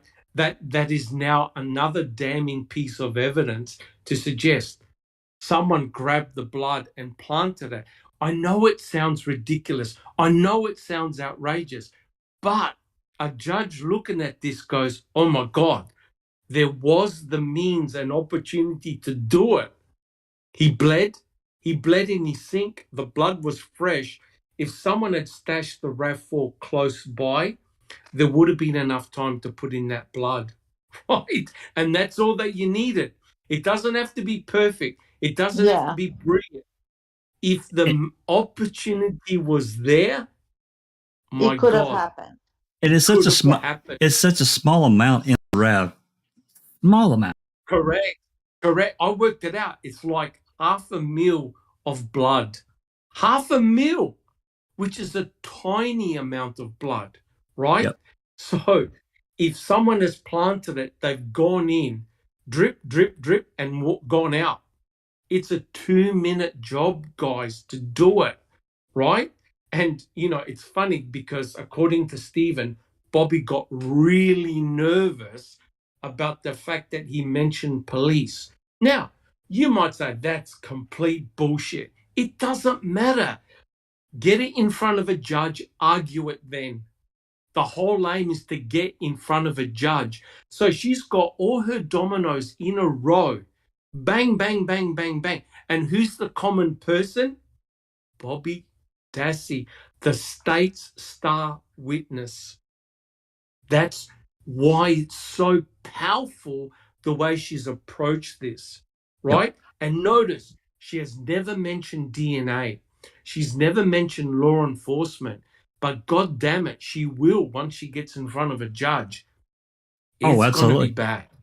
It's going to be bad. I mean, they can somewhat limit, I think, a hearing, but it's not totally limited. It's not like limited to like a really, really super narrow thing. But man, if she could get a hearing and get some of these people in the stand, for testimony. Correct. And you could think about it. Stephen said, I didn't lock my trailer. Who's the closest person to that trailer? The individuals that live in Barb's house. Well, they had a key. Walking They They have a key. they had a key to his trailer. As well. It is Yes. walking distance. So therefore, someone had the means and motivation to do it, right? If you think the spotlight is going to shine on you, how do you deflect it? Answer: you plant something of Stephen in the victim's vehicle. Done. Boom, it's That's over. the way to do it, right? And Stephen's defense team said, yep, that's the way you do it. But Stephen's defense team could not mention Bobby because they were banned of mentioning a Denny. So they had to go with Langton Colburn. Right? Yep, they were hogtied. But now all the cards are off the table. Zellner can mention whatever she wants, and it's a powerful, powerful argument. You can't dismiss it. It's a powerful argument. Yeah, I mean, we didn't get to it tonight. I mean, we're pushing 4 hours, and I think it's probably a good place to stop in our reading. But I reckon it's a good place. Well, we get into even more evidence to back up, and I'm going to play it again before we leave. It's only a minute. I'm going to play this call again. This affidavit, I can't think of the girl's name. It said, I had it on the tip of my tongue and it escaped me, but it's Sowinski's ex-girlfriend. She said, yeah, this is him. And he told me, I either heard him do it or he told me directly afterwards, she was there. So exactly what he's saying now, that's what happened. I don't know the relationship, they don't get into any of that, but she's willing after all these years to come forward and say that's also pretty powerful. I think her name was Devon, her first name, or Devon. Like yeah, Devon. Yeah. Mm-hmm. That's right. That is her name. But this is really good. I like this because we didn't really stop before. I think we might have stopped just briefly, like one time. This has been really good. It's a good discussion, and it allows us to explore without going into the citations. Maybe that's something we can do later on to better understand.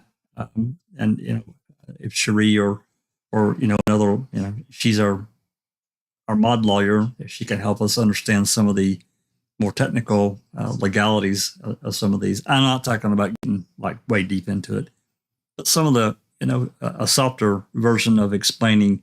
They've mentioned State v. Denny. We talked about that at one time. There's other cases that are cited as well that he cites actually a number of times throughout this thing. So, okay. Anything else? Is there any questions? I've seen a lot of conversation in the chat, and it's been good. It's been kind of rolling by. We've answered some questions, but is there any questions before we get out of here that we can talk about before we go? I just wanted to make a brief couple of comments looking at the chat. You only needed a tiny amount of blood, okay? The amount of blood that's in that RAV that allegedly belongs to Stephen is a small amount. Half a thimbleful is all that was required. You didn't need a huge amount of blood, right? Tiny amount of blood is all that was required. And it had to be done quickly because, as Kelly demonstrated, you want blood that doesn't coagulate, because once it's coagulated, it's useless. So that blood had to have been used immediately. Now, if you're the person that had murdered Teresa Hallbach, you know where her RAV4 is, which means you can get direct access to it, which means that you had the key to get back in, right? So therefore, the killer had access to Teresa Hallbach's vehicle, and the killer had potential access to Stephen Avery's blood, right? And if you look at the way the blood is distributed in the RAV4, it's random and it's rubbish. It's crude, right? It's not like if you were dripping blood, you would see drops of blood absolutely everywhere. And here's the clue. Do you find any of Stephen Avery's blood outside the RAV? No, Do you find any of his blood underneath the hood? nothing. Just that big slob of DNA, touch DNA. Yep. So it looks like someone brought in the blood in the RAV and deposited it, right? There's no blood around the RAV or on the RAV except A23. The clue, A23 belongs to the murderer or an accomplice. No The doubt. state don't want to know anything about A23, and we know A23 is not Stephen Avery. I'll leave it at that. Or Brendan. Correct. I'll leave it at that. And no mixture in the cargo area of Stephen's blood and Teresa's blood. Correct. No mixture at all. But guys, it doesn't remove Culhane from the equation, because Culhane would have had a direct link with the key and the bullet and the planting of the DNA on those items and potentially the hood latch as well. So you can't get Culhane off the hook. But Zellner was clever by limiting everything to one person only and not roping in anybody else. And it was done deliberately because she knew the moment she started talking about Culhane, Link, Colburn, her case was falling apart. So she kept it very tight, very simple, and to the point. Absolutely laser focused. Correct. Yep. This definitely, as you mentioned in the beginning, this PCR has a completely different flavor than really any of her past ones, and I like it. It does. I guess for many of us that have looked at all this stuff for so long, we're a little jaded by certain things. But to a judge, how's it going to look? Means mud of an opportunity.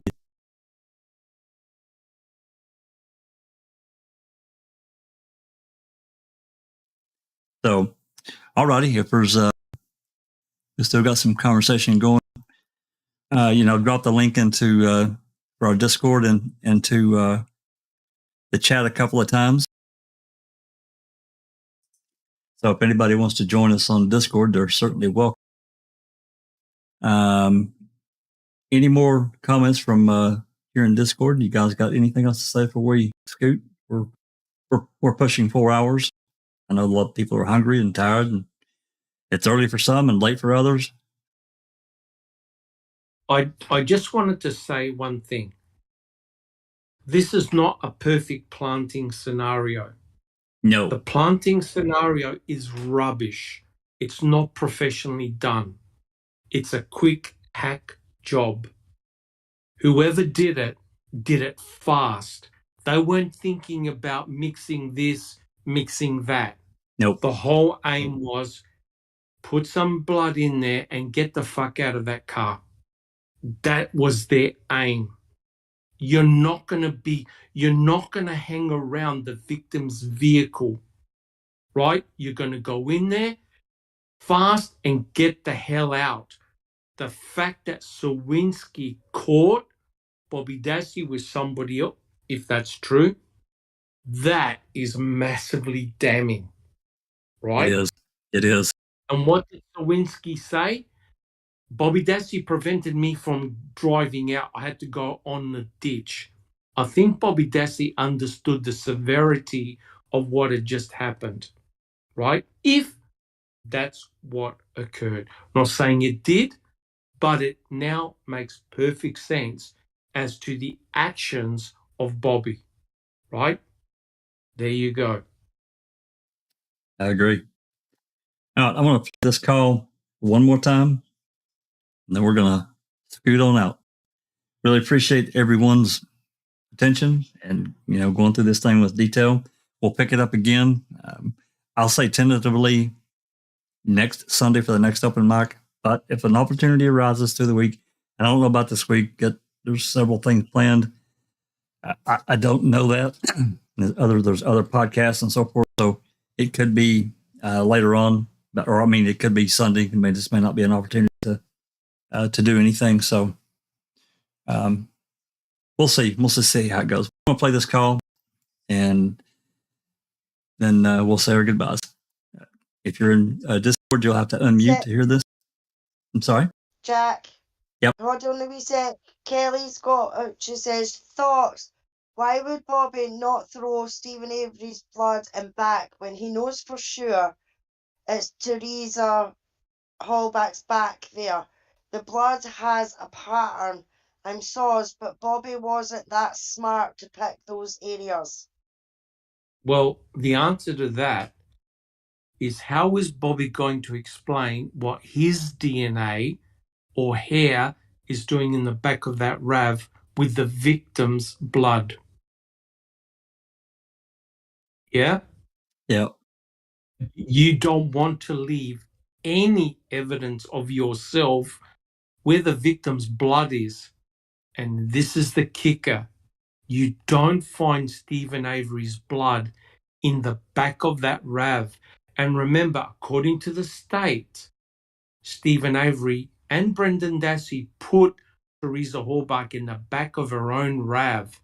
Now, we know that Teresa got attacked at the back of her own RAV by the spray of blood on the back door, which means she was attacked standing at the back of her own RAV4, right? And what do we find? We find 8 sets of prints that we don't know who they belong to. They're not Stephen's. And we find A23 blood on the back door latch. Now, if you're an impartial crime lab, don't you think you want to re-extract A23 and run it through CODIS? Absolutely. They didn't do it. They didn't do it. That speaks volume, guys. That speaks volumes. And now Kathleen Zellner has added an element of doubt that destroys the state's hypothesis. It also means that this is going to be of great benefit to Brendan Dassey, because if you notice, Kathleen Zellner never mentions Brendan as a co-conspirator at all. And his story is completely rubbish when now presenting this. There are no Denny prongs for Brendan Dassey, but there are plenty of Denny prongs for his brother Bobby. That is the concern, right? It's all pointing to Bobby. I'm not saying he did anything, but from a legal standpoint, it carries weight. It carries a lot of weight, and Zellner has eloquently put that together as a package. Questions, Jack. Fredrax, has A23 been tested for Teresa's blood?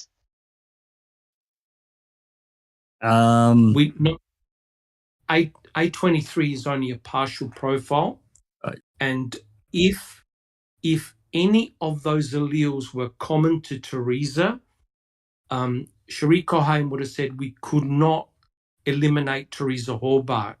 The mere fact that she never said it, Cohen never said it, means that it's not Teresa, it's not Brendan, it's not Stephen, which means it's got to belong to a third party, right?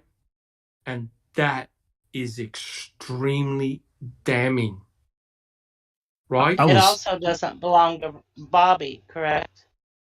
They never mention about Bobby Dassey. Correct. Oh, I thought they eliminated him. No, she never said that. The only thing that Colhane said was that it eliminated Stephen.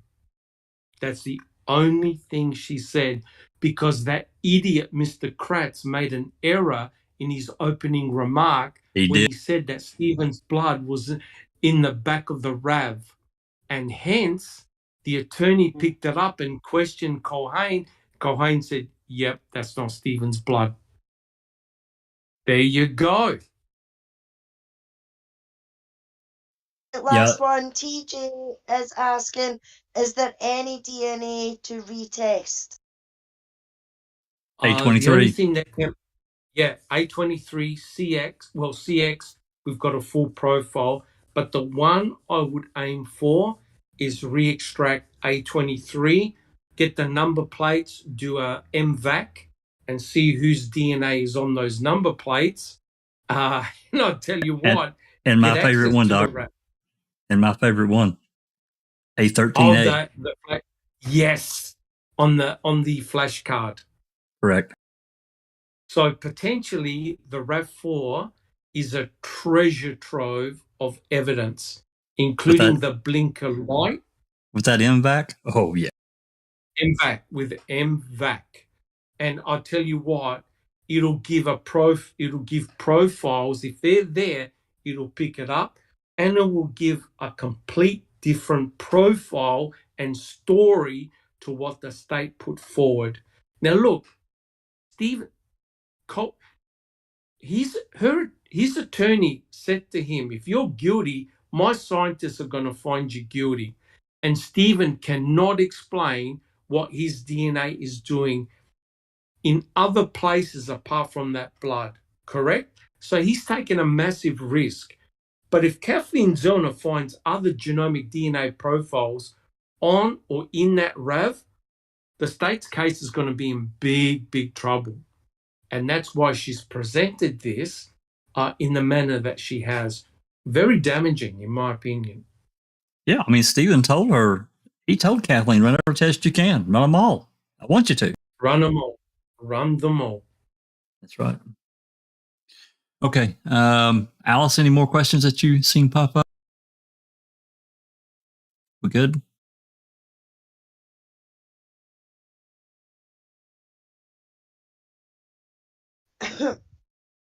We're good. Okay. All right, guys. Again, we really appreciate everyone sticking around, staying interested in the case. Keep talking about it. Come join us on Discord. Keep following, asking questions. I'm going to play this recording one more time before we scoot out. I think it's an important thing to understand that this is new. It was withheld for whatever reason. I can't get off into that because I don't know. I just know that we didn't have it. Kathleen didn't have it. Beauty and Strain didn't have it. And these recordings this is 17 years in the making. We're talking about November 6th, 2005 at 10:28 p.m. That's Sowinski called. Let's take a listen one more time before we go. Guys in Discord, you'll have to unmute. All right, here we go.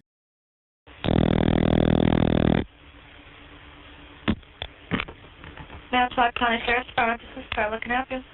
Carla, I don't know if it's good information, bad information. Who do I talk to about this, the girl that's missing from Hilbert? I can have you speak with my shift commander. Can you hold on a moment? Thank you. Sure.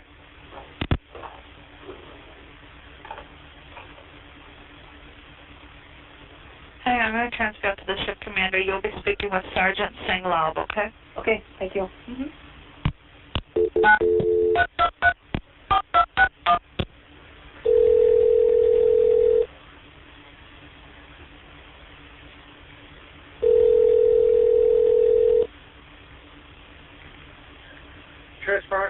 Scott, when I hang up, it's a man on the phone who thinks he has some maybe more leads, and he wanted to speak with somebody on the case.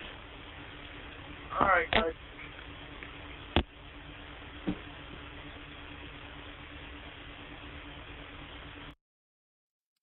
One final point I want to make about this transfer call. If you noticed, when she transferred it, she dialed 7 numbers.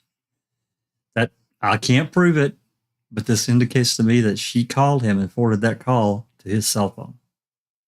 Right, wrong, or indifferent. I don't know that. It's just a speculative thought. Just kind of keep that in the back of your mind. Any more comments, guys?